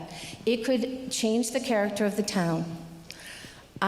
There are many, many questions to still be answered, and it would be a shame if we did something quickly as a vote here today, if we all haven't understood every little piece of this. And I even wonder if, will parking garages be part of it? There's so many questions. So I know I apologize for going so long. No, please don't But apologize. I absolutely still have many more. And I'm wondering, perhaps other people might be coming up with questions in their heads now as they look at this even further as we have time to do so. So thank you. Thank you very much. Any more comments or questions on the article? Okay. Comment based on very quickly. That statement? Oh, I mean, it's just to say that the dimensional height requirements, setbacks, all the things that drive development are not changing in this overlay. It's simply to allow people to be able to add commercial uses to the first floor of development. And so we want to create more vibrant retail in our downtown. We want to create greater revenue diversity. So we're not talking about increases to property taxes every year, but we're talking about commercial revenue for the town, which we're woefully behind on. So I just want everyone to know this does not mean skyscrapers in downtown or parking garages. This is, really limited in use. It's not changing any dimensional requirements. And any project that comes through the town will go through all the same review at the planning board level in terms of special permit. So I get the questions because it's zoning, and zoning's kind of complicated, but I just want to clarify those points. Thank you, Doug. Okay. Okay, we will take a vote on Article 35. This is a majority. All in favor of Article 35, please say aye. Aye. All opposed? No. I deem that the Article 35 carries. Article 31, special legislation to allow digital legal notices. Yes, point of order. Could I make a motion to revisit Article 34, the sign bylaw? Article 34. Is it motion for reconsideration? Yes. Do you have 7 people with you? Can I explain why I'm asking? Only if you have 7 people with you. Okay. I'm worried about the lock and sign.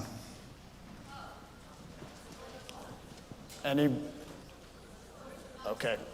I'm not hearing anyone. Stand if you join in the motion for reconsideration. We have 1, 2, 3, 4. I'll stand for that. You are? Okay. 5. Okay. We have a motion on the floor to reconsider Article 34, which is the sign bylaw update. 30 seconds. Will this bylaw prevent the lock and sign from being lit up? Teresa? The liquor store, yeah. Lock and liquor sign in longtime family, downtown Medfield. And if we can amend to exclude that. We don't have a motion to amend on the floor, sir. Teresa? Maria?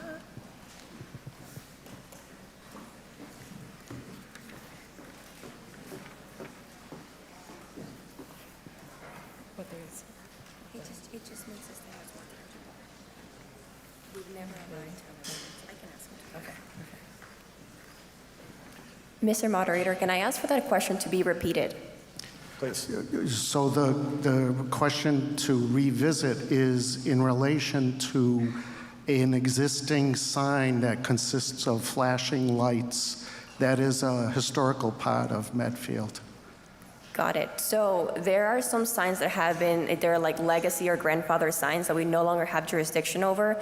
This would only apply for new signs. And we currently do not allow any flashing signs or any fluorescent or internally illuminated signs. We have pretty tight standards around lighting. So the existing sign is grandfathered. Correct. I remove my motion to reconsider. Okay, but I do note that you had folks standing with you. Is anyone still wanting to reconsider the motion? We're all good? Thank you very much. The reconsideration is rescinded. Thank you. Okay, we are moving on to Article 31, special legislation to allow digital legal notices. I believe we have a positive motion from Peter Michelson.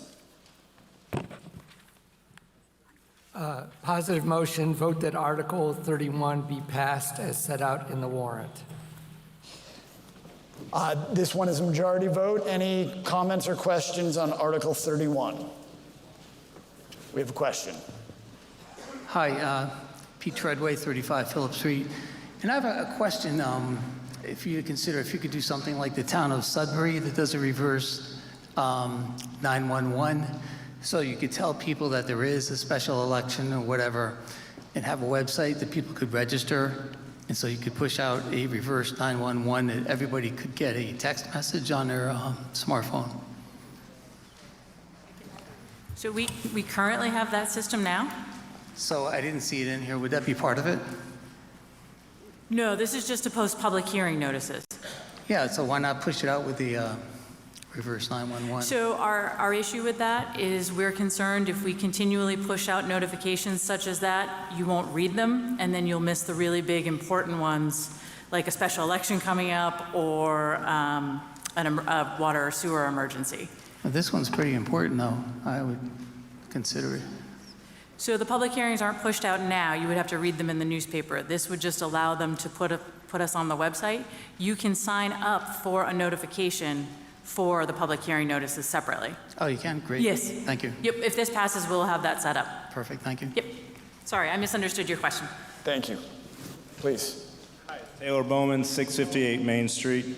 My question or concern with this is it feels like the logic is that we should have the option to not put it in the paper because we're concerned about the long-term viability, presumably, of the Hometown Weekly. My argument would be, why not revisit this if and when the Hometown Weekly folds? We have an ongoing paper. Lots of us read it. Lots of us use it as fire starter. But why not continue to post it there? This feels like a move away from transparency prior to when it's actually needed. So I think there were two considerations for this, and one was the timing. Sometimes we can send a public hearing notice into the Hometown Weekly and they say we don't have room for it, which then puts off the public hearing and the timing. And this was identified when we were first looking at budget cuts of where we could save money in the budget, and we spend about approximately $16,000 a year on legal notices. Okay. It feels like there's enough goodwill at the Hometown Weekly for them to do us a solid and put this in there. I'm going to CC you on my emails to them. Yeah, I mean, like, that's the whole point. If you don't put this kind of stuff in there, it should die. Thank you, Taylor. Chris. Chris Potts, 7 Curb Street.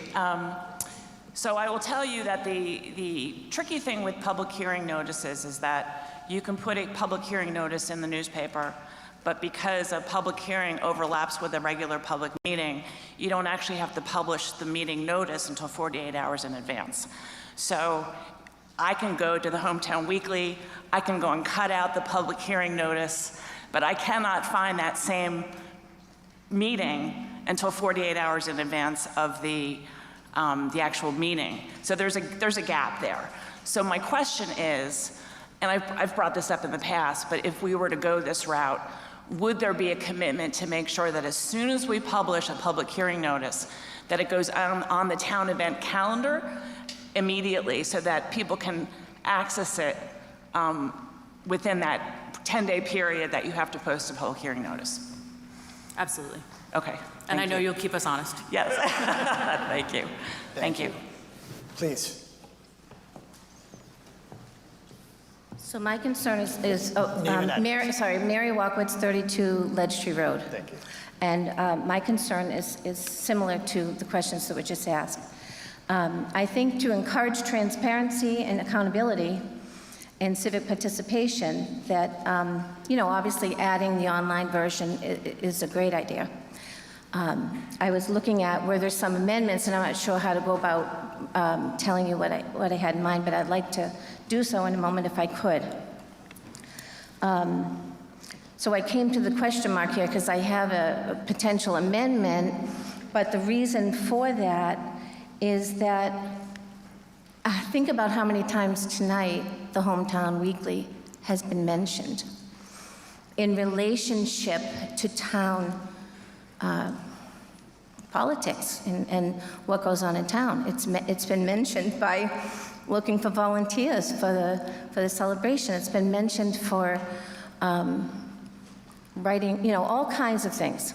There are many people in this town that read that paper every week, and as was just said, cut it out, put it on your fridge, reread it again, highlight it, hold it.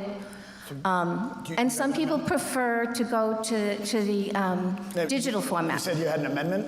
I have, yes, but I just didn't want to go to it without stating that I think that it would definitely affect transparency and viewability for many people in this town who aren't necessarily onto the website. So the you will have a amendment. chance to speak in favor of your amendment after you offer it. So Okay. please. Thank you.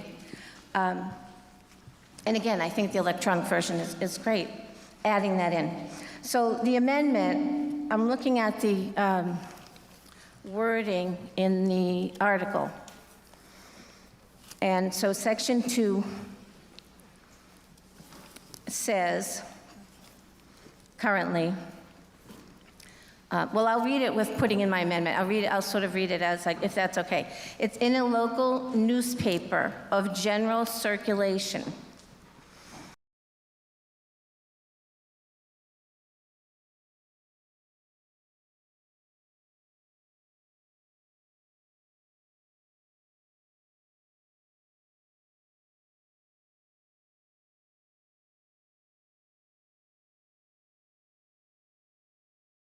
Or on the town's website. Okay. They're talking about how it will be shown. You just very easily. It would be a quick fix, I think, and help to make sure everyone sees this information that is so critical as we are all here today. Change the word "or," so in a local newspaper of general circulation, electronic and paper format, and change the second "or" to "and," so changing both those "ors" to "and," where it would say "and" on the town's website. So it would say you would be putting it in the local newspaper and general circulation. I would also, suggest that it says electronic and, add the word "and" for "or," electronic and paper format, and on the town's website. Okay. I think that would be... I think we have your Okay. amendment. Okay. Please. So, that is exactly what we do now. So if you want to make that amendment, I would say we would vote against this and leave it the way it is. What it says here clearly on the warrant committee report is very clear. It says this option to publish in a newspaper, local or general circulation would remain an option, but no longer a requirement. I believe we need to make it a requirement as it is now. It is a requirement now, so we would just not pass this and continue with our current practice of advertising in the Hometown Weekly. We wouldn't need to petition the legislature to do what we already do. We could just not But vote the wording allows you to not do it. But The wording in ma'am, this article allows you to not do it. Ma'am, if I may, what the town administrator is saying is what you're asking for is what exists now. So you would just be asking for a no vote, not moving to amend. You would be voting against the article because what you are asking for is the status quo, is what is done now. Well, we're going to be adding in electronic version though, correct? We already do electronic version now. Okay, so are we, This just changes the requirement to not have to advertise in the newspaper of general circulation, which we've discussed tonight as the Hometown Weekly. but what, I'm so sorry, but I don't understand. You're saying that when I read this here, forgive me if I'm not understanding, maybe someone else here doesn't understand too, so it might be helpful to them.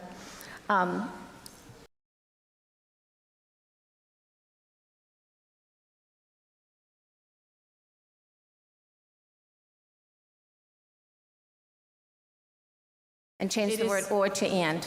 It is a requirement now, so the amendment you're proposing is, like the moderator said, the status quo. That's what we're required to do under Mass General Law now. So if you're not supportive of changing what we do now, which I don't think you are, then you would vote this article down and leave the advertising in the Hometown Weekly as we do. So you would just vote no rather than trying to amend where you're going to be adding in the digital, et cetera? Yes, because the amendment would be what the law is now and what we do. Mark? Okay. Mark, did you have something to say? Thank you. The town administrator said it. It's a statutory requirement right now that you have print publication. We're fortunate that we have a print publisher, even though it only comes out once a week. There are a number of communities that do not. So that's one concern. If they were to suddenly cease operation, you wouldn't be able to comply with law. Plus, there's a cost for running the advertising. Plus, there's a timing that was It's probably discussed. well worth it for getting this kind of, crowd. But, so I would vote no, correct? Correct. Yes. And I would vote no because I want to make sure that... Right. It would be Okay. the status quo. But Vote no to keep the I will Hometown keep the Weekly? time. Is that Okay. correct? Ma'am, you would Okay, vote no. thank you. Please, we have a comment or a question. Hi, sorry, I'll make this quick. Kathleen Darien, 1 Stephen Lane. So in this world where paper and everything is going away, journalism's going away, and we're doing everything online, I just have a question, Christine. Does the Hometown Weekly know that this article is going up and that this possibility of the $16,000 a year is going away from them? Well, I would assume the Hometown Weekly is covering town meeting and the articles that were before them, so, but I have not spoken to them directly. Okay. For clarification, Hometown Weekly is not the only paper that we advertise. Because of their requirements, sometimes we have to advertise in the Globe or the Metro West Daily News. I see. Okay. I was just asking because they've always been really good to me in my events, but I understand that 16,000 is a big ticket item. Yep. So thanks. I just wanted to question. You're welcome. Please. Allegra Pericles, 9 Mitchell Street. I'm also concerned with Mrs. Walkowitz. I do believe that internet is not a public utility, and I think that we should have the word "and" because it is very confusing to me that we are expanding with this proposal, adding to the digital space, but you're asking us to vote no in order to keep it in the Hometown Weekly, which is how I learned about other meetings this year, how I got involved activism-wise in this town, going to meetings.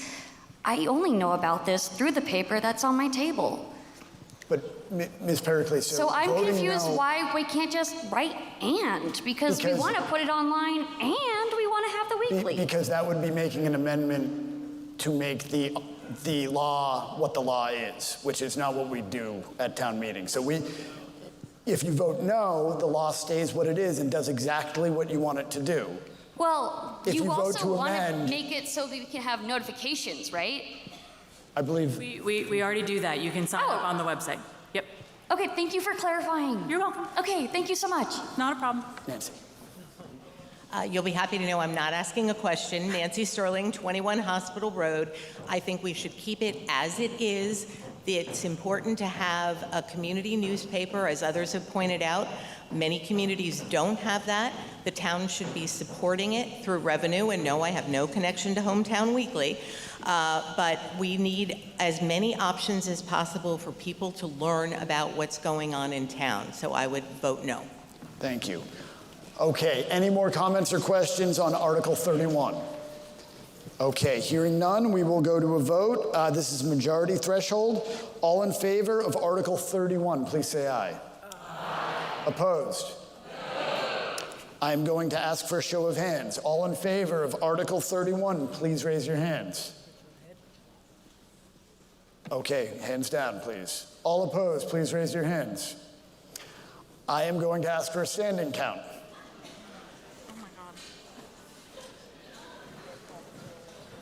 Do we still have people in the cafeteria? All in favor of Article 31, please stand. Oh my God, can I stand? Oh, yeah. Philip? You can stretch your legs. Oh my God. My knees.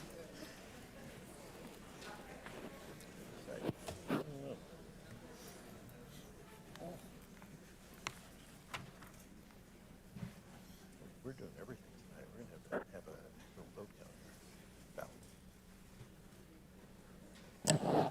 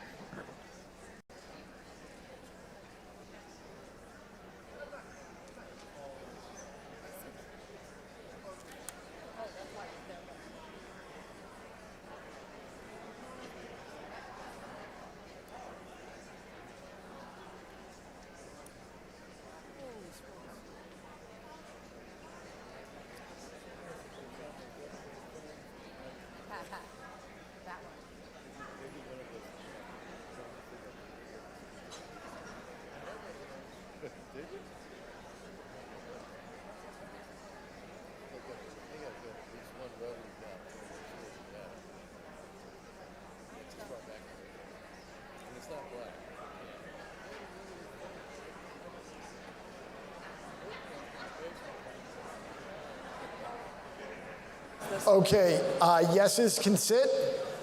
Noes, please stand.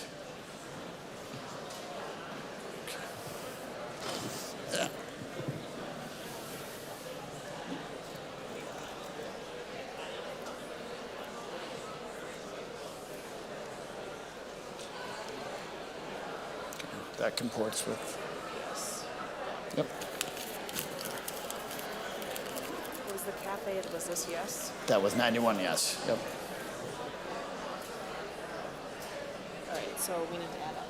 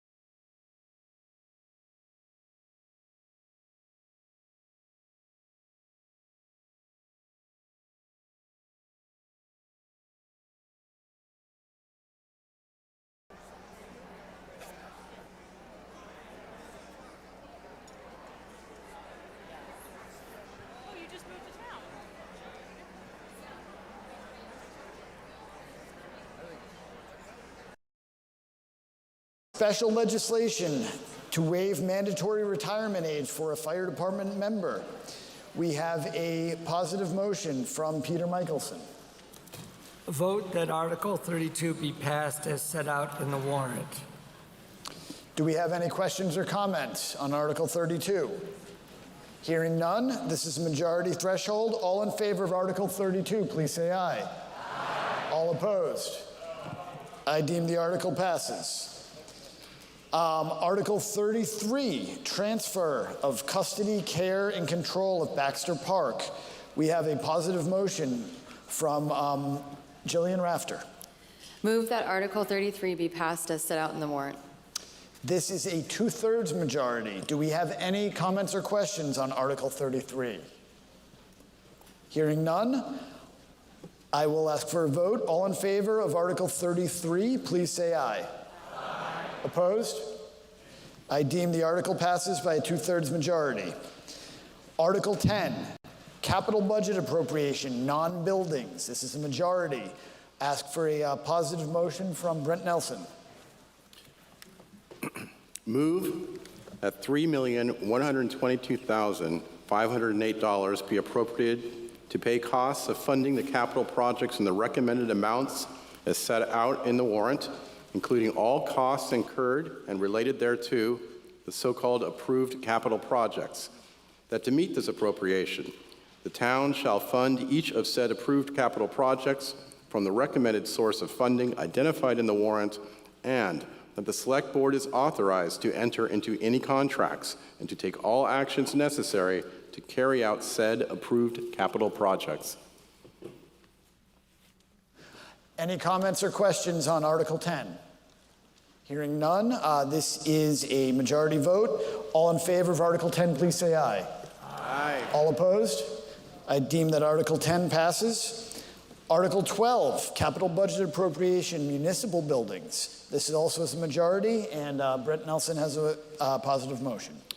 Move that the town appropriate and transfer $1,575,133 from the Municipal Buildings Capital Stabilization Fund for the projects and purposes as set out in the warrant. Any comment or questions on the article? Hearing none, this is a majority vote. All in favor of Article 12, please say aye. Aye. Opposed? I deem the article passes.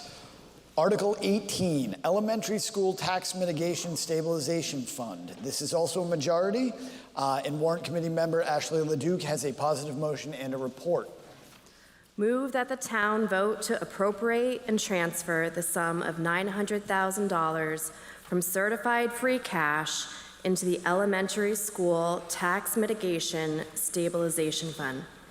The Warrant Committee report.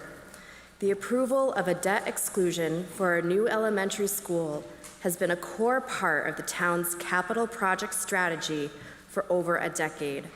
In fact, it has been the town's most significant capital project need for a long time. The Select Board, School Committee, and School Building Committee have stated their support for an elementary school building project and for the need to find ways to reduce the financial burden on residents. The 2024 annual town meeting approved the creation of the Elementary School Tax Mitigation Fund, which was a critical step in building community support for a new school. In December 2024, the town of Medfield was invited back into the Massachusetts School Building Authority program. The town has selected an owner's project manager, and the next phase of the project will be to choose a designer. This article will appropriate $900,000 of certified free cash into this dedicated tax mitigation fund with the goal of reaching a total of $4 to $5 million of future tax relief to be utilized during the first 3 fiscal years after the debt issuance for the new elementary school project. The Select Board has also identified the proceeds from existing and future land sales as an additional source of funding. The current balance of the Elementary School Tax Mitigation Fund at December 31st, 2025 was $1,952,977.01, and the balance of the sale of land fund is $450,000. Thank you. Any comments or questions on Article 18? Please. Steve Dragatakis, 18 Hillcrest. Can the Select Board identify the sales areas, the land sales areas? That was the Hinckley South property. And that was it? Yep. Thank you. Any more comments or questions on Article 18? Hearing none, this is a majority vote. All in favor of Article 18, please say aye. Aye. Opposed? I deem the article carries. Article 19, appropriation for literacy curriculum. This is also a majority, and Warrant Committee member Emily McCabe has a positive motion and a report. Move that Article 19 be passed as set out in the warrant. Bookworms is a reading program grounded in the science of reading, meaning it uses proven methods to help students learn how to read effectively. It focuses on building essential skills like phonics, how letters sound and work, vocabulary, and reading fluency, while also helping students understand and think about what they read. What makes Bookworms stand out is that it uses engaging, carefully chosen text to build students' knowledge as they read, which strengthens comprehension over time. The program also provides teachers with clear step-by-step lessons, helping ensure all students receive consistent, high-quality reading instruction across classrooms. After the 2-year pilot period, the district faces significant one-time costs associated with full implementation of the new literacy program. These include the initial purchase of student and classroom materials, as well as professional development required to train teachers in the updated curriculum. Because these expenses only occur in the adoption year and are not recurring instructional costs, they are appropriately treated as a one-time funding need. Any comments or questions on Article 19? Please.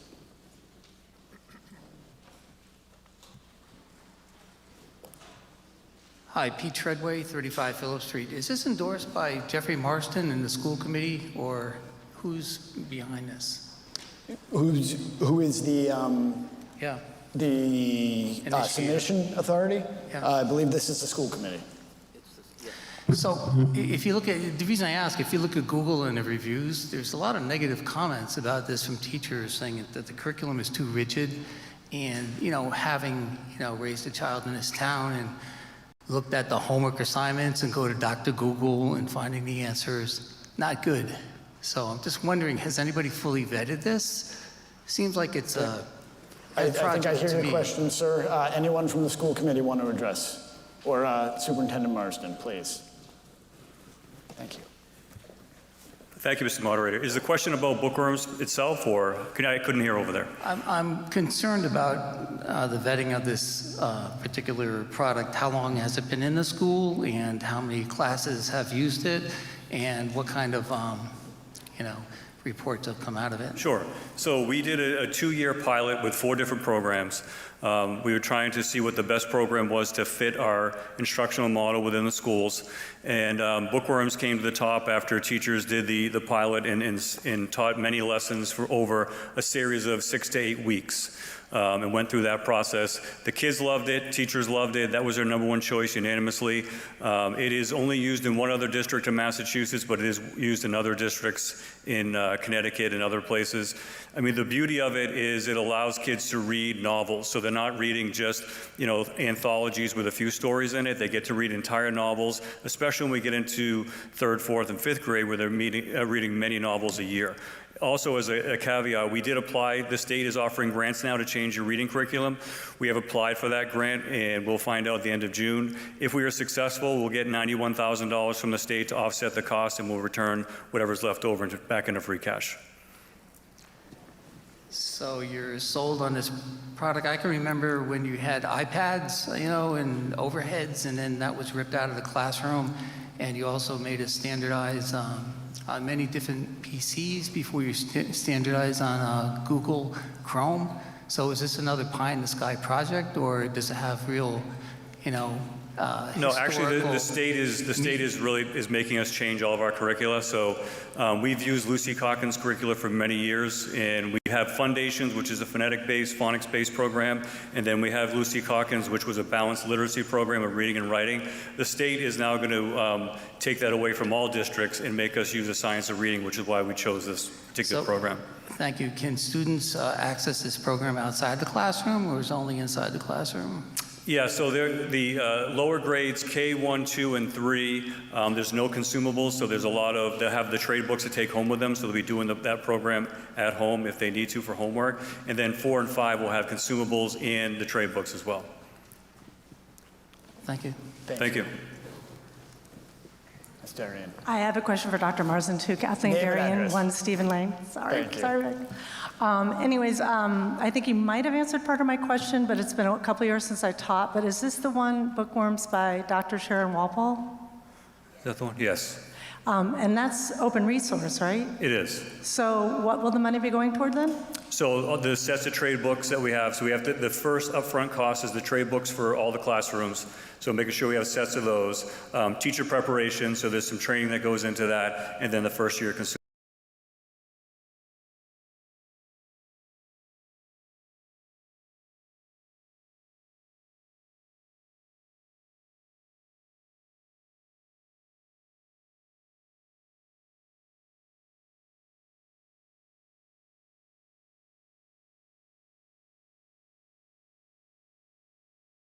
I'm sorry, I'm having a hard time hearing with these speakers. That's okay. I said that you're going with the tangibles, the tangibles to go with it plus a PD is what you're, Yes, and that's the 200,000. That's the 221, yes. Okay, got it. Thank you. Thank you. Any more comment or questions on the article? Seeing none, I will call for a vote. This is a majority. All in favor of Article 19, please say aye. Aye. All opposed? I deem the article carries. Medfield State Hospital Environmental Review, Article 20. Overlook and laundry parcel. This is a majority. Ashley Leduc has a positive motion. Move that Article 20 be passed as set out in the warrant. Do we have any comment or questions on Article 20? We have one coming. Maybe two. Nope, just one.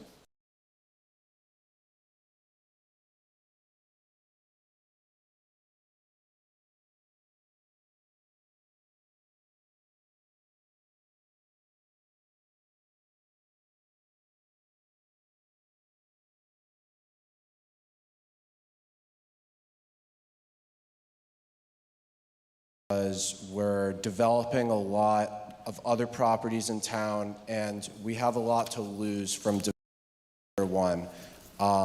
It will impact the scenery of the Hospital Hill area. It'll impact the sledding hill. I urge you to look at page 67 in your booklet. Sir, I'm sorry to interrupt, but I think you're speaking on Article 23. Yeah. So, oh, sorry. That's okay. That's embarrassing. Okay. Bye. No, not at all. Why don't you sit close by? We'll get there shortly. Anyone on Article 20? Okay, hearing none, this is a majority. All in favor of Article 20, please say aye. Aye. Opposed? Hearing none, article carries. Article 21, Medfield State Hospital Maintenance and Security. This is also a majority. Ashley Leduc with a positive motion. Move that Article 21 be passed as set forth in the warrant. Any comment or question?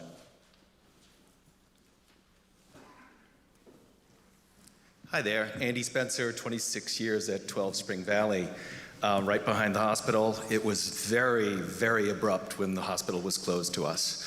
So what I'd like to ask is, and I don't know if this is necessarily an amendment or not, but I'd like to have a rider on this money that says that optimizes, that maximizes the access for residents. So this money is for the landscaping around the hospital. It covers our mowing and it also covers our insurance payment. Did it say security as well? So security is, we have a sales partnership with the Commonwealth. So when we first put through, we share I'm allowed to take the maintenance cost and deduct them from the overall sale price of the property to Trinity. When we first put through the landscaping cost to the Commonwealth, they said landscaping is not security.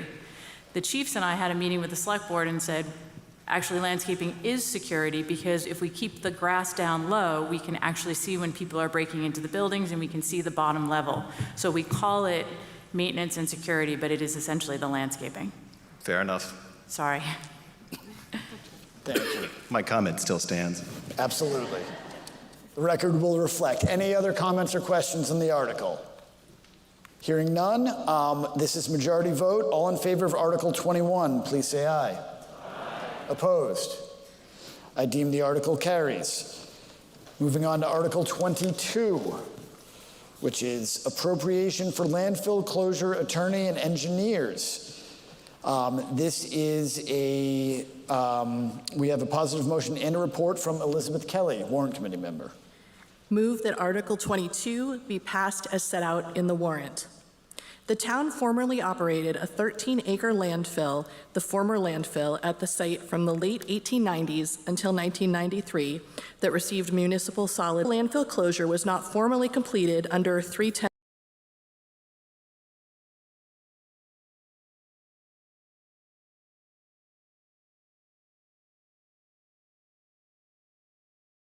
Former landfill pursuant to Mass DEP's regulations at 310 CMR 19.140 and has engaged both an environmental attorney and engineers to complete this work. The town believes that the geomembrane capped portion of the site is well suited for solar use, and accordingly, the town would like to pursue the formal closure of at least that portion of the former landfill as soon as possible. The town is currently awaiting a formal response from Mass DEP on the next steps in the process. The former landfill has been identified as a potential source of additional revenue for the town. Thank you. Any comments or questions on Article 22? This is a majority vote. All in favor of Article 22, please say aye. Aye. Opposed? Deemed that the motion carries. Article 23, appropriation for Medfield State Hospital Engineering, Parcel B. We have a positive motion and report from Jillian Rafter. Move that Article 23 be passed as set out in the warrant committee report. The town purchased the Medfield State Hospital property at the 2014 annual town meeting, subject to the terms of a land disposition agreement, LDA, with the Commonwealth of Massachusetts. As part of that agreement and consistent with a 2008 letter from the Massachusetts Department of Agricultural Resources, MDAR, the town accepted 2 binding obligations regarding Parcel B, a 40-acre parcel located north of the main campus. First, on the remaining 28 acres, permanently protecting that land from development. These requirements were conditions of the town's acquisition of the Medfield State Hospital property and remain in effect today. Article 23 funds the technical, environmental, and legal work necessary to bring the town into full compliance with these obligations. Specifically, the appropriation will allow the town to engage consultants to determine the precise boundaries of the 12-acre developable area and prepare and record the APR on the remaining acreage as required by the LDA and MDAR. It is important to note what Article 23 does not do. It does not authorize development, sale, or lease of any portion of Parcel B. It does not select a developer, approve a municipal building, or commit the town to any future project. Any such proposal would require separate town meeting action. The current concept for the 12-acre developable area on Parcel B is also consistent with the Medfield State Hospital Strategic Reuse Master Plan, a 5-year planning effort that incorporated extensive public input and established a framework the town has been following for redevelopment of the property. Article 23 enables the town to complete the legal steps required to implement that long-standing plan. Completing this work now also strengthens the town's position in its ongoing discussions with the Commonwealth. Under the LDA, DCAM is obligated to construct a parking lot access road to Parcel A-2, a requirement that has not been fulfilled. By meeting its own obligations on Parcel B, the town is better positioned to ensure that the Commonwealth meets its corresponding commitments under the agreement. In summary, Article 23 is the compliance article. It enables the town to meet its contractual obligations under the 2014 LDA by identifying the required 12-acre developable area on Parcel B and placing an agricultural preservation restriction on the remainder. It does not authorize development. It positions the town to plan responsibly for the future and strengthens its standing in ensuring the Commonwealth fulfills its own obligations under the LDA. The Warrant Committee recommends passage of Article 23. Thank you, Jill. Okay, so I see we have a number of comments at the no mic, so I will ask that everyone try to keep their comments short, please. All right, you already heard me say about the sledding and the scenery. So I will say 3 more things. It would affect walking at Hospital Hill. It would affect sunset viewing. And Hospital Hill is one of the first things that visitors to Medfield see when they come off of 27. So I do not think that it would make our town look more attractive if that area had condos and parking lots. Thank you very much. Thank you. Please, next. Hi, Pete Treadway, 35 Phillips Street. Could you hold on 1 second, sir? Thank you. Hello. Okay, after this one, I will go to the library. Thank you. Please. Hi, I would like to applaud the town for developing the McCarthy Park near the hospital. I think that was a great addition, but I'm against building anything on that parcel B. As Sean pointed out, it is a great sledding hill for kids. And I'm all for open spaces in Medfield. This is one of the reasons why I moved here 30 years ago, and my ancestors have been here since 1666, Treadway Unitarian Church. I'm married and had a kid here. I think we're losing open space in this town, and I think it needs to be protected, in my opinion. Thank you. We are going to go to the library. Was it the library or the CAF? Library.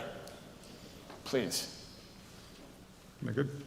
Brian Rice, 74 Colonial Road. I have a question. Does the LDA require the town to develop 12 acres, or does it restrict the town from developing only 12 acres? Steve? The LDA? Yeah, I was going to say, the LDA does not require development. It just requires that we identify the 12 acres. I have a follow-up. Question, please. Joe Shapani, 4 Onondaga. Follow-up to Brian's question.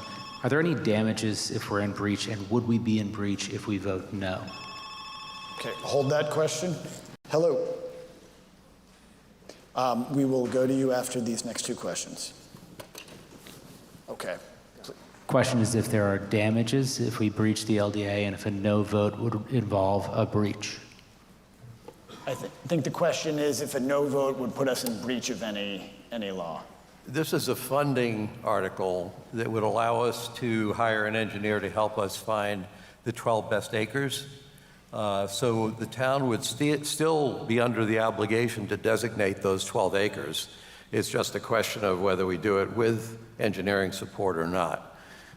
There's just in the conversations that took place a little bit earlier around the potential development of Parcel B, there are a lot of people who think now it needs to be open space. That may be what the town decides to do. However, the LDA's terms require us to designate the 12 acres that we've negotiated. We gave up 12 other acres to get permission to develop that, so we've actually added 12 acres up near the Holmquist's property. And the state agreed to swap because they thought that was even more important open space. So in a sense, we've already paid the price to get those 12 acres to be developable. But the other side of that is when we do that, the other remaining 25 acres then has to be designated as agriculturally protected land. So what we're doing is we're sorting out what's actually formally protected legally as a result of the LDA and what we could develop if we choose to. The spirit of my question is just to understand if voting no would result in any taxpayer risk, meaning we would have to pay liquidated damages or anything of that ilk downstream should we ultimately be in breach of the LDA. This would be a step in the wrong direction of compliance, as I understand it. And so is there any residual risks in the LDA, I've not read it, that would involve us having to pay money to the state or to other parties, anything like that? I don't think there's that kind of risk. I think actually there's a long-term legal provision that if we fail to do this, and we should understand we and the state both have had an interest in not actually nailing this down for some time. So we have, even though the formal requirements had a time limit, we both, it's been in our mutual interest to let that remain unresolved for a while. However, there's a legal provision that the state could actually take that land back if we don't fulfill the obligations of the LDA. Thanks. Thank you. We are going to take this question and then go back to the library has a follow-up, please. Alex Lavin, 142 Harding Street. So is the 12-acre identification going to happen whether or not we pass this article? If we don't pass it, it will happen without the benefit of experts? So I want to draw a clean distinction between the legal obligation we have in the land disposition agreement to designate 12 acres. If you're asking, so is the decision, are we making the decision to develop that land regardless of what this vote is, the answer is no. This is not an issue of developing the land. This is an issue of complying with the terms of the LDA and designating the 12 acres. That will open up the possibility for us to develop the land. Yes, this won't be a backdoor way to make this be open space by saying, well, we'll just never develop, we'll never designate, because it all has to be specified as either agriculturally protected or this developable land that we negotiated with the state to do as part of the master plan for the state hospital. So regardless of what anyone thinks about development, whether or not this article passes, 12 acres have to be designated. Has to be designated, and then it's up to the town to decide whether or not that land is developed. Okay, and if we don't pass this article, it will still be designated. We just won't have the benefit of experts to help us with that designation.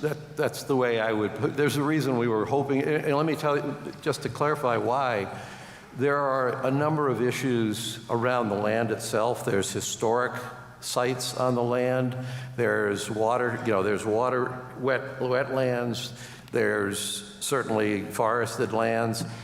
I know people have talked about developing the sledding hill. I could tell you whether, even though it's not regulatory, it's very clear, and it's been very clear from the top, that the town has absolutely no intention of developing the sledding hill. So what's come up through with some of the people who have advocated for keeping it as open space is it has to do with view sheds.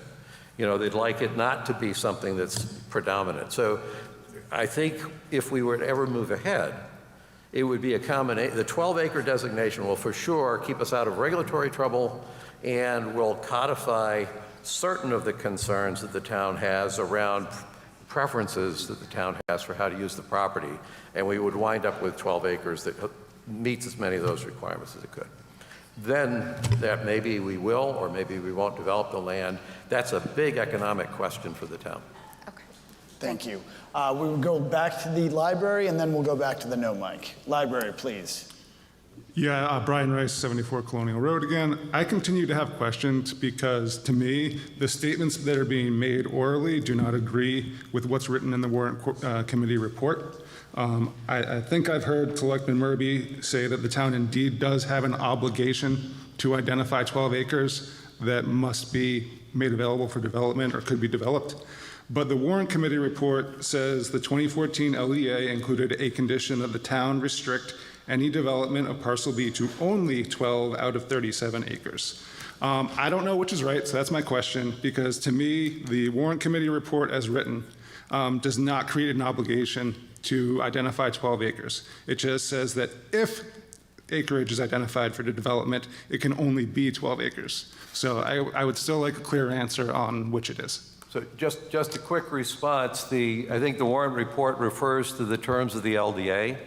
The LDA is what basically has directed us to designate the 12 developable acres and also designate the remaining 25 acres as agriculturally protected land. And what I thought you said in the very first part of that comment, it was that somewhere in there it said we must develop the land. It's like, no, we are supposed to designate the 12 acres as part of the land disposition agreement, and then also establish the remaining 25 as agriculturally protected land. Great. Can I Steve? I just want to clarify, the warrant report that's printed in the warrant was not the one that was read. We read a much longer version, which made it clear that it was required. Okay. We are going to go back to the no mic. These folks have been waiting a long time. Please. Sergio Sher, 14 the Paddock Lane. I've been living in Medfield for 25 years, and my son grew up here. We can designate 25 acres, but what for? 12 acres, I'm sorry. But what for? If I'm against development there, absolutely. We will develop the hospital grounds. So I think that this notion, this motion should be dismissed and reformulated, because there are a lot of people beside me and who are also against it. So I think that the whole Hospital Road and the Paddock Lane is against it. So please put it in different wording, because we're all against development there. I understand we need to designate this 12 acres, but it should be in the wording that we will not develop these 12 acres, that there will be no houses, condos, or townhouses there. That's it. Thank you. We'll take another no, and then we'll go to you in the yes mic. Thank you. Ted Kimball, 5 Niantic Street. 3 areas, just briefly. First of all, certainly conservation of greenland is a big part of what I would look for in Medfield, given the fact in the 20 years that I've been here, we've been apparently losing percentage of our trees and our green space in this town. It's changing the way in which the town is perceived. Second, there is no apparent mandate to go out and spend $50,000 on engineering. I obviously have nothing against professional services, but there certainly is a need in the town to look to specifically identify what is a necessary expense. We just agreed on an override proposition of over $3 million.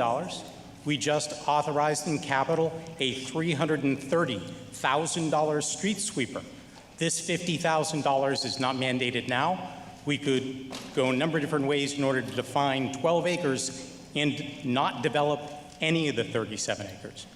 Lastly, I don't see any reason for us to be worried about this if it does not put us at risk with regard to the LDA, because we've had 3 different opinions so far, and none of them seem to indicate that that's a problem. Thank you. I'd vote no.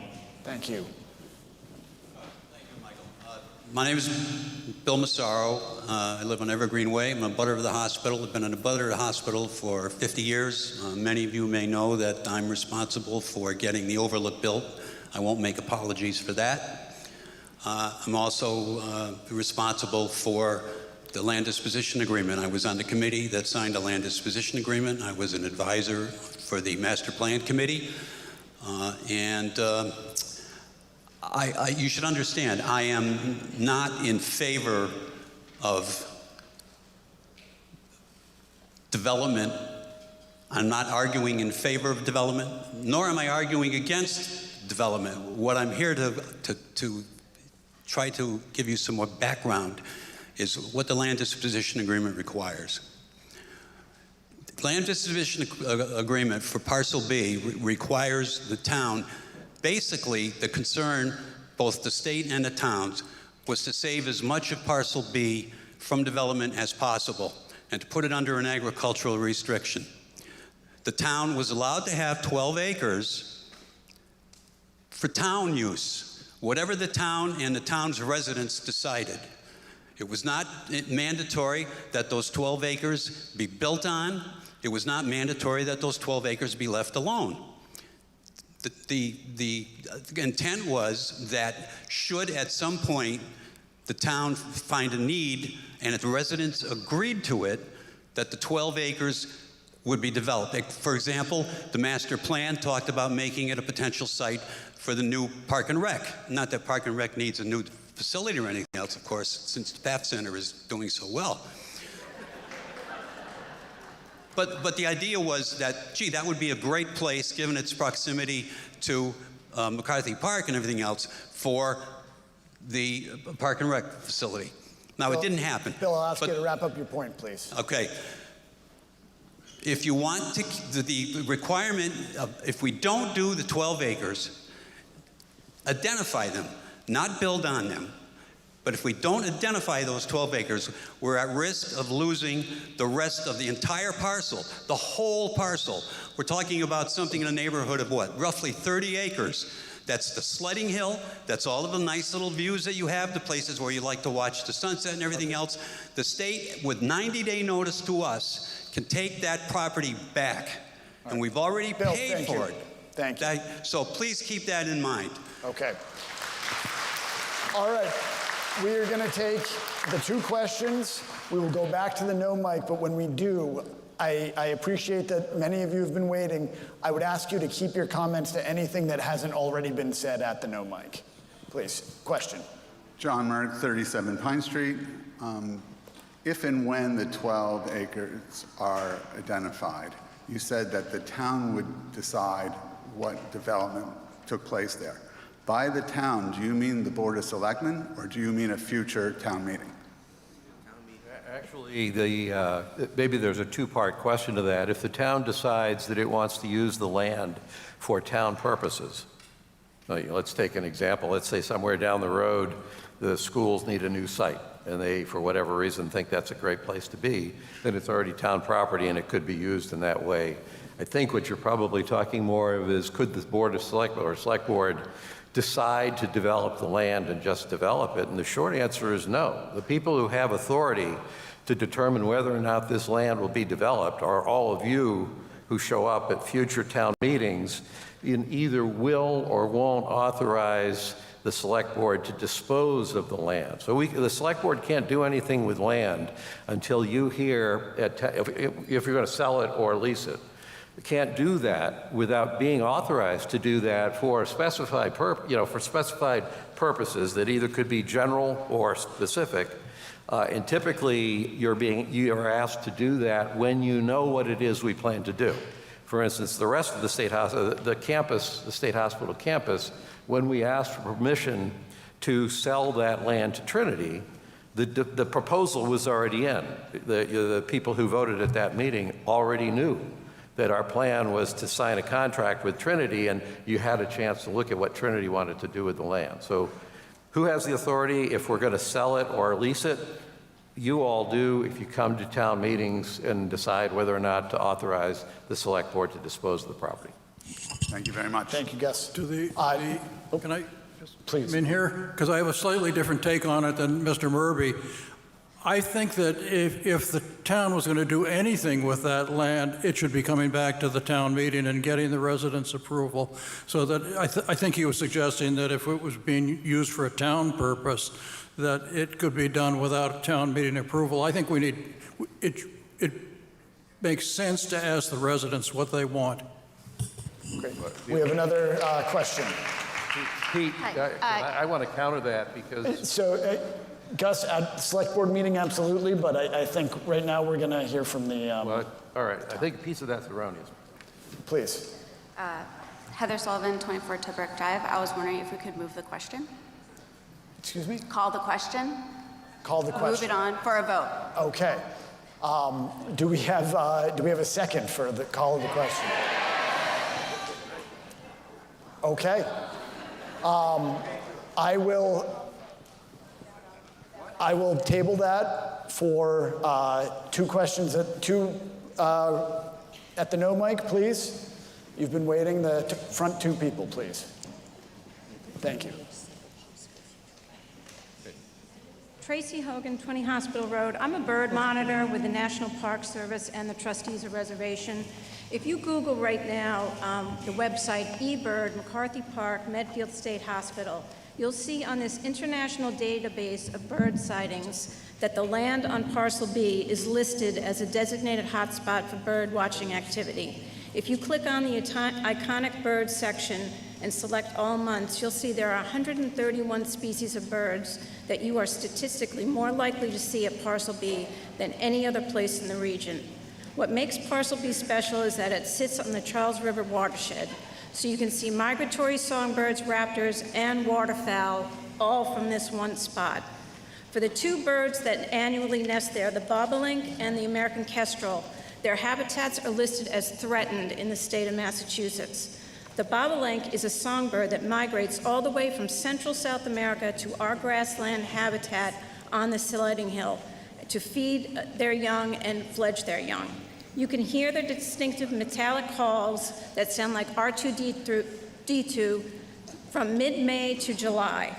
The gorgeous American kestrel is the smallest raptor in North America, and we have one of the highest populations in Medfield in the state of Massachusetts. Not only are we lucky enough to have these amazing birds in our backyard, we have the Bay Circuit Trail, an Appalachian Mountain Club managed and maintained hiking trail that goes right through this bird habitat at Parcel B, making it a destination for bird watching and hiking. There is no mandate that we need to develop any part of Parcel B. So to pay consultants to find 12 acres to put a future building with parking lots and lights in a threatened bird habitat on a major hiking trail seems not like a good use of $50,000. Not Ma'am, only will I'll it ask you to please not only will it comment. destroy the best viewscape in Metro West Boston, it'll take away one of the most beautiful places that makes Medfield unique. Right now, we, the citizens of Medfield, are the only ones that can protect this precious environment from future destruction.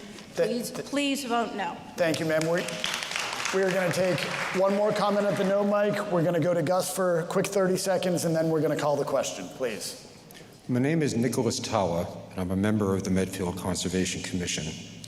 I think that this article has not been well presented to the public, and there's an element of coercion inherent in the entire process regarding this parcel. If there is a penalty for not passing the article tonight that has not been clarified for the public, there's considerable verbiage given us in additional explanation, which, as was pointed out by someone else, is not in this document. There does not seem to be any particular time pressure to conduct this process. This is the most beautiful part of the vista there, and certainly if there were any concern for future development, that would have to be put to a town vote. In the article, it says that the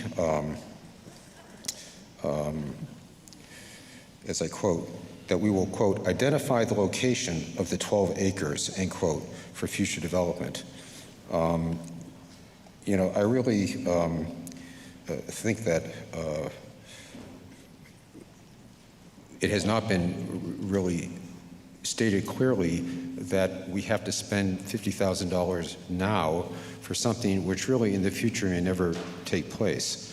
The idea that the entire parcel will be taken away from us certainly does not come in the article as written, and as I stated before, is sort of an element of coercion. So I would just say it's premature, and we should have further discussion, and at this point I would favor voting no. Thank you. Okay, we're going to go to Gus for 30 seconds, and then we're going to call the question. Gus, please. You know, the way you need to look at this is we bought a piece of property, we traded other open space for permission to be able to designate 12 acres on Parcel B for development. That was the intention. We've gone through a 5-year master planning effort that was heavy on public involvement, and the master plan, the reuse plan for the state hospital, is the result of that 5-year public process to get to a vision for what people in town wanted to have for here in Medfield with that property. It may be that the opinions and the views that have been expressed here, fundamentally pushing for open space, are in fact the most important priorities for people here in town. I'm not convinced that that's true, because I know there's a lot of people in town who have an interest in things like a Parks and Rec facility or additional athletic fields. And so the issue here is what people really do want. We need a process that will get us there. This is simply a process to comply with the terms of the LDA to designate the land that would be involved, which will help people better understand what the project would be and where it's going to fall. Excuse me. Thank you, Gus. We are going to call for a vote on Article 23. This is a majority. All in favor, please say aye. Aye. All opposed? No. Okay, so we had a motion on the floor. We didn't vote on the motion to call the question. we did vote on the motion to call the question. You asked for a second. We didn't. I make a motion to ask to hear more questions. That's out of order. We called the question. Calling the question does not require a majority vote. It's at the moderator's discretion. We called the question.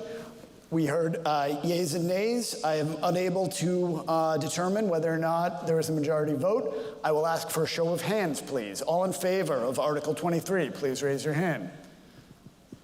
All opposed? I deem that a majority is for the article. Article 23 passes with the majority vote. We are going to move on to Article 28. Oh, excuse me. Hello.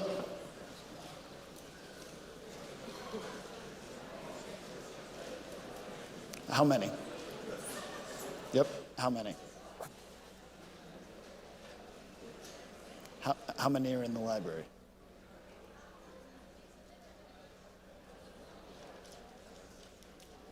Okay, that would not change the vote. Thank you. Okay, Article 28, reduction of town meeting quorum. This requires a majority vote. We have a positive motion. We have a positive motion and a report from Ed Vizella. Move that Article 28 be passed as set out in the warrant. This article amends the Town of Medfield bylaws to lower the minimum number of registered voters to constitute a quorum for an annual or special town meeting. The annual town meeting in 2022 failed to achieve the required quorum of 250 registered voters and was postponed for a week. Given the cost of conducting an annual town meeting, the amendment to the bylaw is intended to ensure this situation does not happen again. The warrant committee recommends passage. Okay. Is your comment on Article 28? That is why I'm standing here. Allegra Pericles, 9 Mitchell Street, and my hat is upside down because we are at extra innings, and I know we're all tired. It is crazy to me, and I will be voting no because this is less than a graduating class of Medfield High School. 190, I think, should be at least the number. Slashing it by 100 from 250 people to 150 people is really big. And I think that we should vote no because that's a huge cut. And like I said, a graduating class of Medfield High School is bigger than 150 people. Thank you. Thank you. Please. Good evening, Blanche Tessier, 28 Hartford Street. I'm speaking in opposition of reducing the quorum from 250 to 150. Town meeting is our democracy. It's where we, the residents, get to speak and decide the outcome of what happens in our community, not consultants and not appointed officials. The quorum requirement exists to ensure those decisions represent a cross-section of Medfield residents. Reducing by 40% is not a minor reduction. The case for this change largely rests on 2022 data. I don't see anything about 23, 24, or 25. That was during the pandemic, and I would say that that's not enough data, and clearly tonight we've resolved that issue. We have certainly more than 250 people here, and I say we vote no on reducing the quorum. Thank you. Thank you. We have a question at the mic. Hi, Elizabeth Eisenman, 3 Acorn Circle. I have a comment rather than a question. Is that all right? I think that we're asking the wrong question here. The issue isn't how big the quorum is. The issue is having these meetings at 7 o'clock on a Monday, where it's very difficult for parents of young children to come here and then stay until God knows when. I think that's the issue that we need to figure out a way to address, and I'm not claiming to have the solution to that, but I think that's the problem. So it's something we've certainly heard. We heard it at the forum last week. That would be a charter change, and I believe there will be a charter change committee at some point, and would encourage you to join. Thank you. We'll take another question, and then we'll go back to the no mic. It'll be quick. Hi, Connor Walsh, 39 Vinyl Road. So the committee report cites only one time that the town has failed to achieve quorum for town meeting. Are there any other examples? Great question. So we have some examples prior to 2021 where we had to hold the meeting and call everybody we know to show up to get the quorum. I'm happy to report that since 2022, people have been coming to town meeting. We've been averaging around 300. It seems very silly to be asking for this tonight when there were 1,300 of you in the building. And just to point out, the 150 is just the minimum for the meeting to start. It doesn't mean we're asking a maximum of 150. It's just to start the meeting with 150. So just, can you enumerate how many examples or how many instances this has actually happened? Because there's only one in the report you're alluding to examples. Can we get a count? I'd have to go back and look and see exactly what it was. 5 times, 10 times, 15 times? At least 5 times in the last 10 years, we've had to call people to come to town meeting to get the quorum. Thank you. But I do have a list, I can hand it to you, of the attendance of the last 10 years if you'd like it. I'm sure the group would benefit, but I don't need it. Thank you. Sure. Please. David Temple, 300 South Street. I have been to more town meetings here, maybe than anybody else in the building. I don't know. I think I understand the intent of this to make it easier to hold the town meetings, but the problem that I see is that this if approved, this would make it. We've seen today 1,300 people come through the door on a particular issue that really hit their hot button. What I'm concerned with is that if you have someone who submits an article by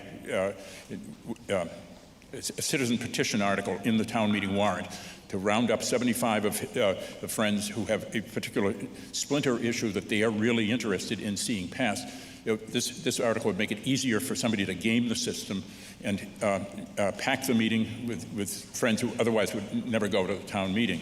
And this is not the way democracy should be. If it's that hard to get people to come to town meeting, I think we should consider going to a representative town meeting instead. Thank you, Mr. Temple. We will go to the no mic and then to the question, please. Eileen DeSilger, 23 Summer Street, and I'm a former long-term member of the League of Women Voters of Medfield. Now, as of May 1st, we have 9,682 registered voters. 150 people is only 1.5% of all the registered voters in town. We here at town meeting are the legislative body. We can amend things. You could say something's going on in Indian Hill Road. You can stack it with everyone from 155 people from Indian Hill Road. They can make amendments and change it or do whatever they want. 150 people, 1.5% of the registered voters can control everything. I mean, we certainly wouldn't want our state legislators missing votes in Boston. We wouldn't want our state senators and congressmen missing votes in the Capitol. I mean, I get it. Of course, people have reasons why they can't vote. Their family obligations, there's wakes, there's travel. But 9,682 registered voters, and you want to let 150 to 249 people dictate what's going on? I mean, as the League of Women Voters motto is always, democracy is not a spectator sport. And it's really not 150 to 249 people making and approving the laws of our town. So please vote no. Thank you, Eileen. Okay, question at the mic, please. Well, so my question has nothing to do with this article, but in order to ensure that I have an opportunity to speak tonight, because I do want to bring a motion for reconsideration on Article 23. So that's why I'm here. Motion for reconsideration on Article 23. We'll take that up after we vote on this. Thank you.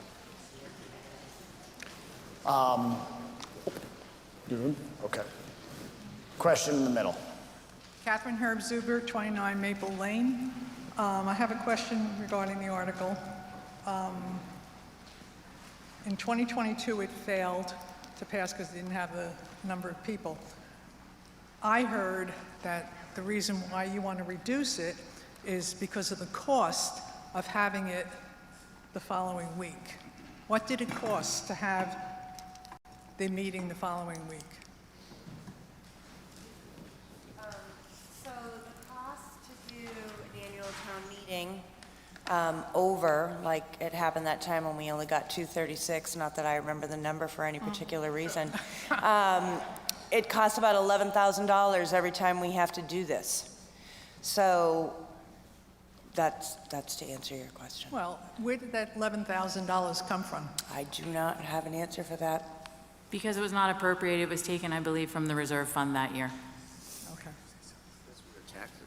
Okay, but I agree with what someone else said, that I think it's a disgrace to lower it to 150 when we have that number of people in the town who are eligible to vote. Last comment on this article, and then we'll take. Yeah, hi, George Lester, 28 Hartford Street. My comment is simply, yeah, I'm voting no on this because I remember that meeting, and I remember thinking clearly this was a problem of the town outreach to get people. There's a lot more places you can put signs. There's a lot more places you can do outreach to recruit people. And shout out to the Girl Scout troop that did a great outreach for tonight. And I honestly think the town has improved since then because I've seen a lot more in the last few years we've had it. So I cannot support reducing the quorum to 150 because that just seems to open up an opportunity to not do the outreach and then go backwards in democracy. Let's move forward by keeping the quorum what it is. Okay, so we are going to call Article 28 for a vote. This is a majority. All in favor of Article 28, please say aye. All opposed? No. I deem that the article does not carry. We have a motion to reconsider Article 23. Do we have a second? Okay. All in favor of the motion to reconsider Article 23? That's a 2/3 majority. All in favor of the motion to reconsider, please say aye. Aye. All opposed? I'll ask one more time. All in favor of the motion to reconsider, please say aye. Aye. All opposed? Nay. I deem that it is not 2/3. It is not reconsidered. We move on to Article 37, dog access to town-owned property. This is a majority threshold. We have a positive motion from the Warrant Committee. We also have a majority and a minority report. So I'll ask for the positive motion first. Move that Article 37 be passed as set out in the warrant. The report. The Warrant Committee, by a vote of 6 in favor and 2 opposed, recommends approval of Article 37, dog walking licensing fee. In 2024, town meeting approved significant updates to the dog control bylaw. Those changes required that, quote, no dog shall be permitted in any public place or street within the town of Medfield unless it is effectively restrained by a chain or leash not more than 7 feet in length, and establish a, quote, maximum number of dogs per walker, 5, when in any public place or street within the town of Medfield. These amendments also limited off-leash activity to posted off-leash areas listed on the town's website. Together, they created a clearer framework for responsible dog ownership and professional dog walking in Medfield. Since then, the primary off-leash area has been the North Field at the Medfield State Hospital. Compliance with the existing bylaw has been inconsistent, and the town is incurring ongoing costs to remove dog waste from public bins at the Medfield State Hospital. At the same time, there is currently no practical enforcement mechanism or dedicated funding source to support enforcement or the dog waste program. The Dog Control Bylaw Committee continues to study broader issues, including professional dog walkers and non-resident use of town facilities, and expects to bring additional recommendations in future years. Article 37 proposes 2 main changes. First, it adds a new section 100-5.3, dog access to town-owned properties, which applies to all town-owned land and to any person owning, keeping, or having custody or control of a dog thereon, where such dog is leashed or off-leash.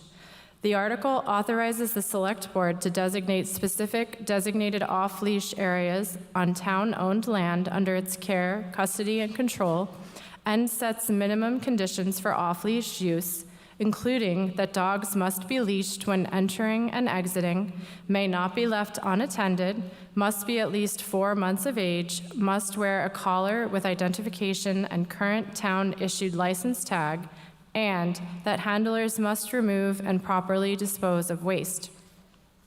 The article also expressly excludes certain locations from ever being designated as off-leash areas. These include the Medfield Rail Trail, all town-owned school grounds, parks and recreation fields and facilities, town cemeteries, and the well fields, which are critical water supply protection areas. These exclusions ensure that off-leash activity is limited to appropriate, environmentally, and operationally suitable locations.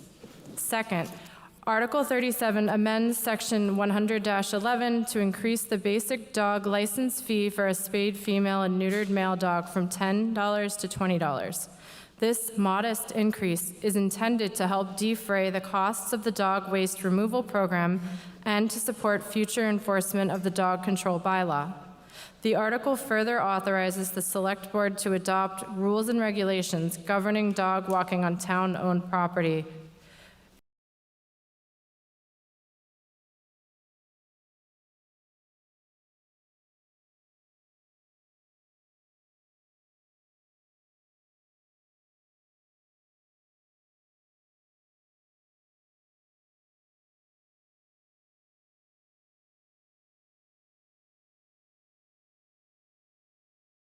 Time or seasonal restrictions and site-specific conditions.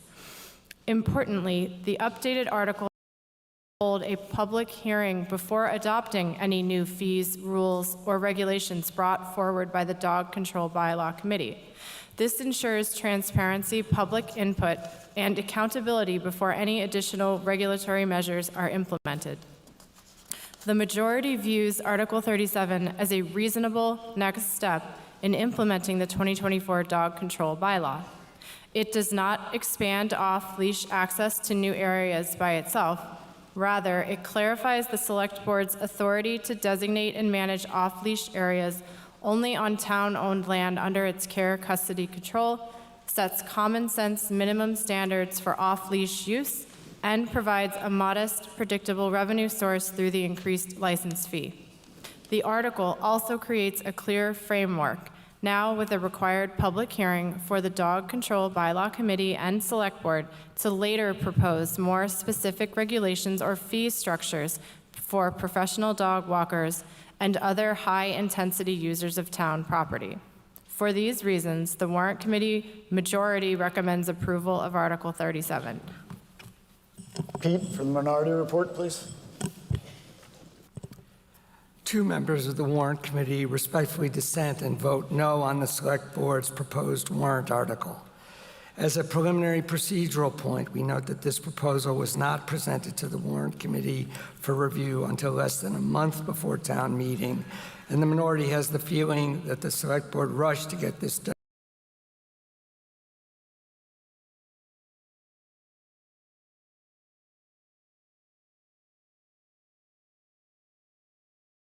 Do not live in Medfield. The article also proposes an immediate increase in the license fee from $10 to $20 per dog, and it also grants the Select Board authority for the potential imposition of new regulations and fees on Medfield residents and others at some point down the road. These goals in the abstract make sense. However, the Select Board does not offer a plan which town meeting might consider and either approve or disapprove. Rather, they ask for authority to develop regulations on their own, and then, under the authority of this warrant article, put these new regulations into place. Under this article, the Select Board would gain broad authority to set rules, including possible permit authority, requirements, and fees for dog walking on town-owned land. We are concerned that this is too open-ended and amounts to granting the Select Board a blank check. At its presentation to the Warrant Committee, a member of the Select Board made reference to comparable regulations in Brookline, Massachusetts. Medfield, where approximately 40% of its land is open space, is quite different from Brookline. In addition, in Brookline, a fee of $100 per dog is applied to anyone who wishes to walk his or her dog off leash in a public space. And I'll add, this isn't in the report, that a suggestion was made that the town might generate as much as $75,000 to $100,000 in fee income down the road. We are not saying that the Select Board would seek to impose comparable fees here in Medfield, but we do not know what kind of regulatory or fee structure the Select Board contemplates and what they might impose under the authority of this proposed warrant article. Following the 2024 changes to the dog control bylaw, this article would further expand the Select Board's regulatory authority and potentially increase license fees. We believe that the best course of action is to prepare a regulatory and fee scheme on these issues and present that to a future town meeting, at which time the town meeting would have a more informed basis to vote for or against this warrant article. We respectfully recommend a no vote on this article.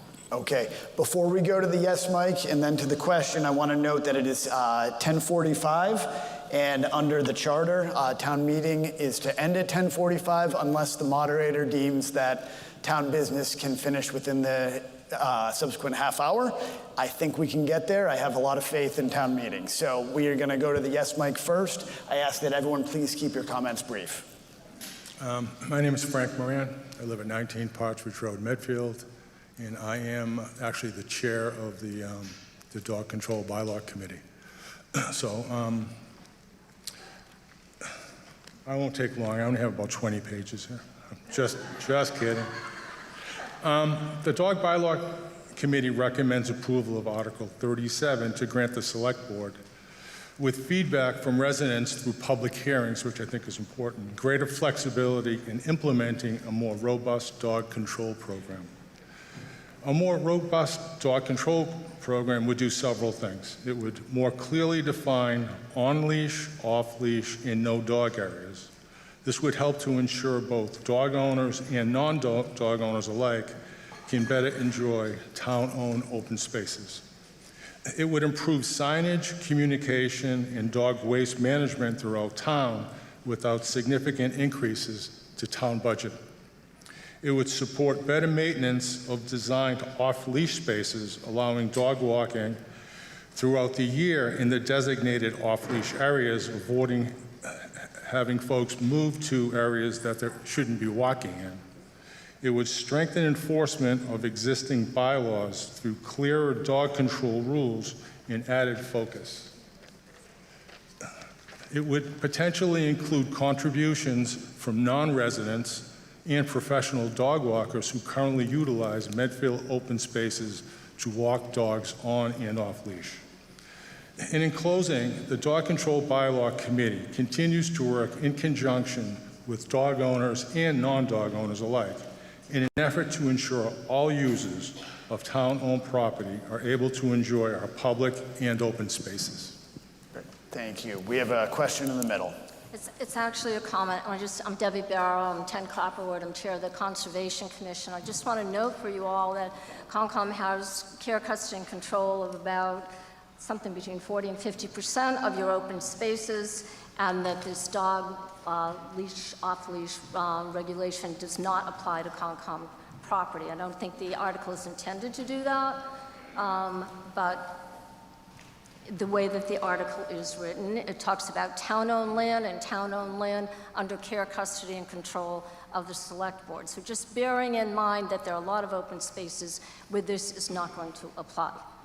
Thanks, that's all. At the no microphone, please. Yes, I'm Hillary Zivin, 11 Elm Street. I'm speaking as a dog owner, and for many of the pet owners I know in Medfield. We have 2,000 licensed dogs in Medfield and 12,000 people. It's about one dog for every 6 people, and I would guess maybe 1 or 2 dogs in every 2 or 3 households. And so we have a lot of dogs in a small town.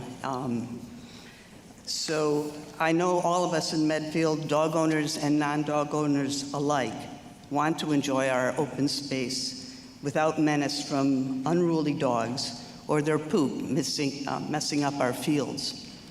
And I understand, having lived here for 35 years and seen that has gone from a rural community to a suburban community, that our woods and fields have turned really into beautiful neighborhoods instead, and we all have to learn to live together and enjoy them. I speak in opposition to warrant Article 37 based on two things. One is the process by which it came about, and the other is the substance of in the warrant. About the process, the Select Board sanctioned a dog control committee that met for about a year in 23-24 and came up with the proposed improvement to the Section 100 bylaw that we just heard about, that improved it quite a bit. This hardworking group of our neighbors met every 3 weeks to try to understand and solve the issues arising between a small group of badly behaved dogs and their negligent owners. After the town meeting, the Dog Control Committee successfully proposed, or at the town meeting, an amendment, and the committee after that took a break. That break lasted about 22 months. Ma'am, can you wrap up your remarks, please? So let me just say, 7 weeks ago, it reconvened, and there were 3 meetings that came up with this proposal after a year's worth of work. So I feel like the amount of power given to the select people in this proposal is overwhelming, and just a hearing is not enough for me to know that as a dog walker and a dog owner that we will be protected. The other thing is about the substance in it. There are a couple of things that are unbelievable. Ma'am, I'm going to have to ask you to please wrap up. Yeah, simply that they won't allow four-month-old puppies to go into the town areas, and they don't want well fields, and all of our open fields right now are in well fields. That eliminates the town. Thank you. We'll go to the question mic, please. Yes, thank you. Jack Rose, 4 Remsen Ave. My question is this. I would like to propose an amendment to this article, a very quick, easy amendment that I might solve some of the issues that people are talking about. And is this the proper time to do that? Please. Okay, my amendment would be in section B3, revocation. The sentence reads, the select board may revoke the designation of any designated off-leash area at any time, period. I would like to add, after a notified meeting is held to seek public input. And I have all the trust in the present board on doing the right thing. But this is opening it up to board members who might not be dog lovers, not considerate, whatever. So this is a simple amendment that might help in some way, and it's not changing your authority in any way either. Okay, so we have section B3, after revocation. At any time, you want to add what word, sir? After any time, I would like to add, after a notified meeting is held to seek public input. After a notified meeting? After a notified meeting is held. Is held? To seek public input. To seek public input.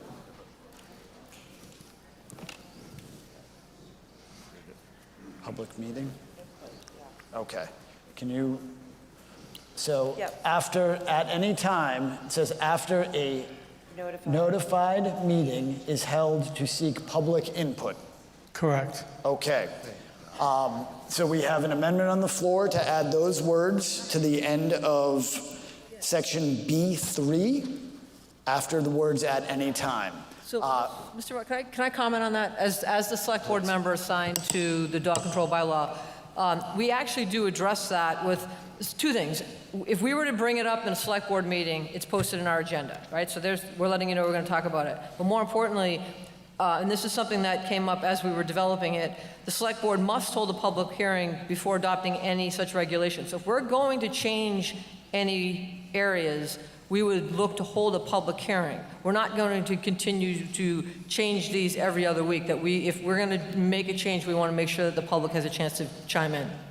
Okay, I understand what you're saying, but I don't see that saying any place here. It just says the select board may do it. Doesn't say anything about notification. In your meeting, your select board meeting, you do have an agenda, and the agenda is stated, but it could be discussing, dog leash law. It could be.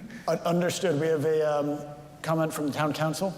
That the select board can only act at a duly posted public meeting based on an item that's clearly stated on the agenda. That's the law anyway.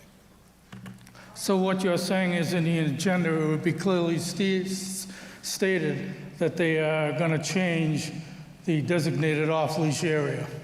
It'd have to be specific in the agenda as to what they were proposing to do. Okay. I will relent because of the hour and trust people to do the right thing. Okay, so Thank the you. amendment is withdrawn. Thank you. We will go to the no mic, and then we will call for a vote. Please. Hi, so Mary Walkwitz, 32 Ledge Tree Road. I'm voting no because I feel, as those did in the minority report, that this was done quickly. But also, I'm voting no because I'm not quite clear in some of this. When we talk about town-owned land, are we talking about sidewalks and streets and where I walk and places like that? I'm not quite clear. But as far as dog walkers, I have noticed that they now, it's a newer thing in the past few years where they have 4 or 5 dogs sometimes with them. And I'm just envisioning 4 or 5 dogs. By the way, I'm a dog lover and have had many dogs during my time here in Medfield, which is 35 years.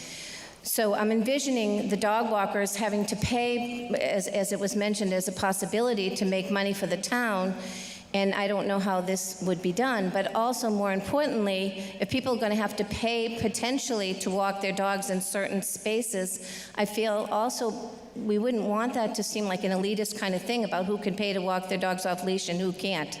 So there just seems to be a lot of concern in my mind, but primarily I agree with the minority report that it was done too quickly, and I thank you. All right, thank you. We're going to go to Eileen Murphy for the final word, 30 seconds, and then we're going to go to a vote. All right, thank you, Mr. Moderator. So I think it's just important just to ground us here as to how this came about. 2024, we asked a group of residents who were interested in stepping up to support the dog control bylaw to bring forward some ideas. We got rid of voice control in 2024.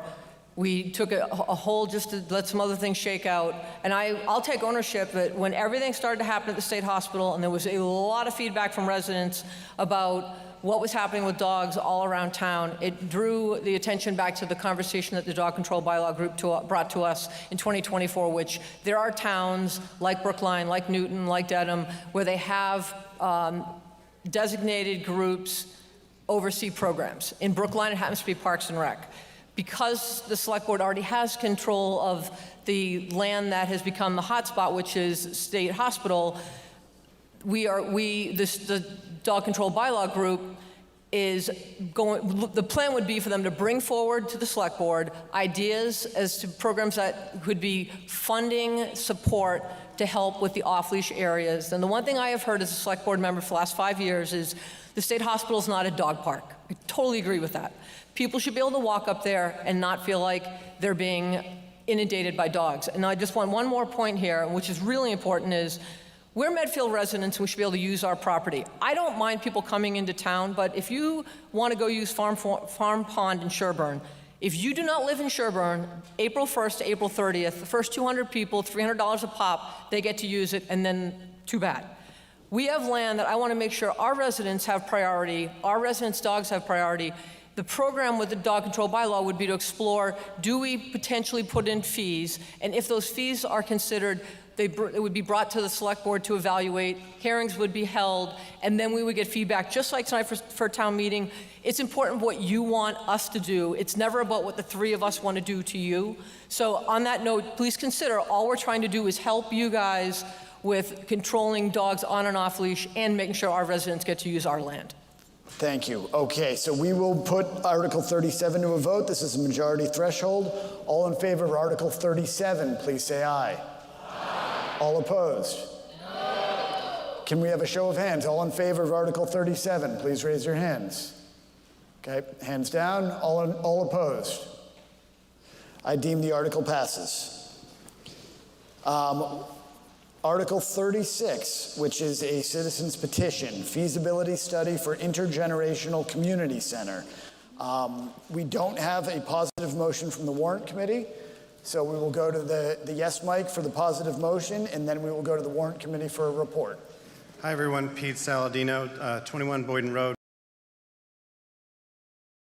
Feasibility study for the design, site evaluation, and eventual construction of the intergenerational community center as envisioned in the 2020 townwide master plan at 124 North Street, the site of the FAF Center. This shall include procuring, contracting, and managing the services of a project manager and a designer architect specifically to conduct the feasibility study for the community center, and that the feasibility study shall include a detailed needs assessment, a programming analysis for all generations of Medfield residents, preliminary cost estimates, and multiple public forums to solicit feedback on the center's proposed size, location within the 124 North Street site, and the functional requirements, including indoor and outdoor activities, before proceeding to a conceptual design. The conceptual design should define maximum functional and financial synergy with the new Dale Street school design, including shared access roads, parking fields, utility connections, and drainage systems. Actual construction is contingent on a future affirmative town meeting vote. And to direct the Parks and Recreation Commission to spend the current balance of $110,080 remaining unspent from the Parks and Recreation feasibility study article approved at town meeting in 2018, as well as the current balance of $1,000 remaining unspent from the Parks and Recreation feasibility study article approved in 2016, for a total of not more than $111,080 with no newly appropriated funds. We don't have a positive motion from the warrant committee. The report from the warrant committee, please. Warrant Committee report. As originally submitted, this citizen's petition requested $200,000 to direct the Permanent Planning and Building Committee to conduct a site-specific feasibility study for an intergenerational community center at the FAF Center property. Over the past decade, Park and Rec has undertaken multiple planning efforts, including a 2016 Hunden fiscal feasibility study and the subsequent Abacus feasibility study, which evaluated several potential sites, such as FAF, Hinckley, Metacomet, and Parcel B at the Medfield State Hospital. That study was paused when the town entered an MSBA process for the Dale Street School, and no preferred concept or site was ever selected.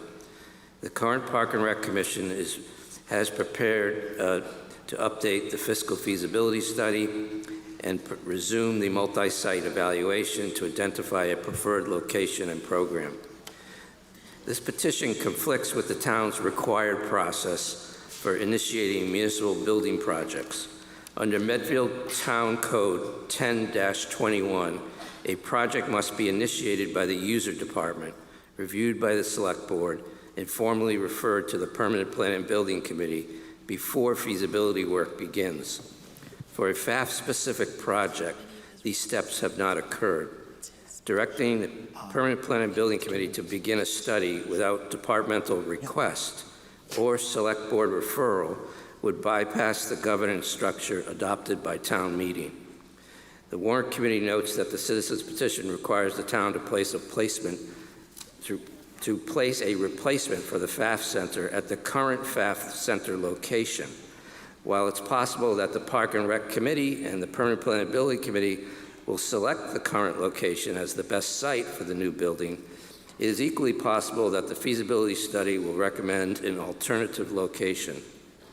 Tying the town to a single location so early in the planning phase does not seem to be the best course of action. The committee also determined that new funding is unnecessary at this time, although I understand the motion is not asking for money at this time.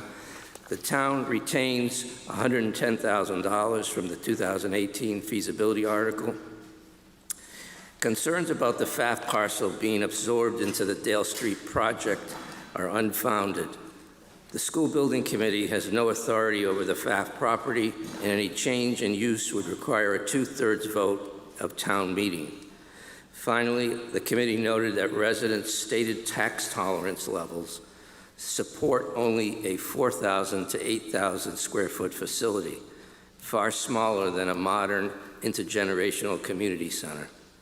Additional program definition, site analysis, and financial planning are needed before advancing a site-specific feasibility study. For these reasons, the Warrant Committee concluded that the petition is premature and not aligned with the town's capital planning framework. The committee recommends dismissal so that Park and Rec, the Permanent Plan and Building Committee, and the Select Board may complete the ongoing multi-site feasibility work and return to a future town meeting with a coordinated, data-driven proposal. Okay, Pete, comment at the yes mic?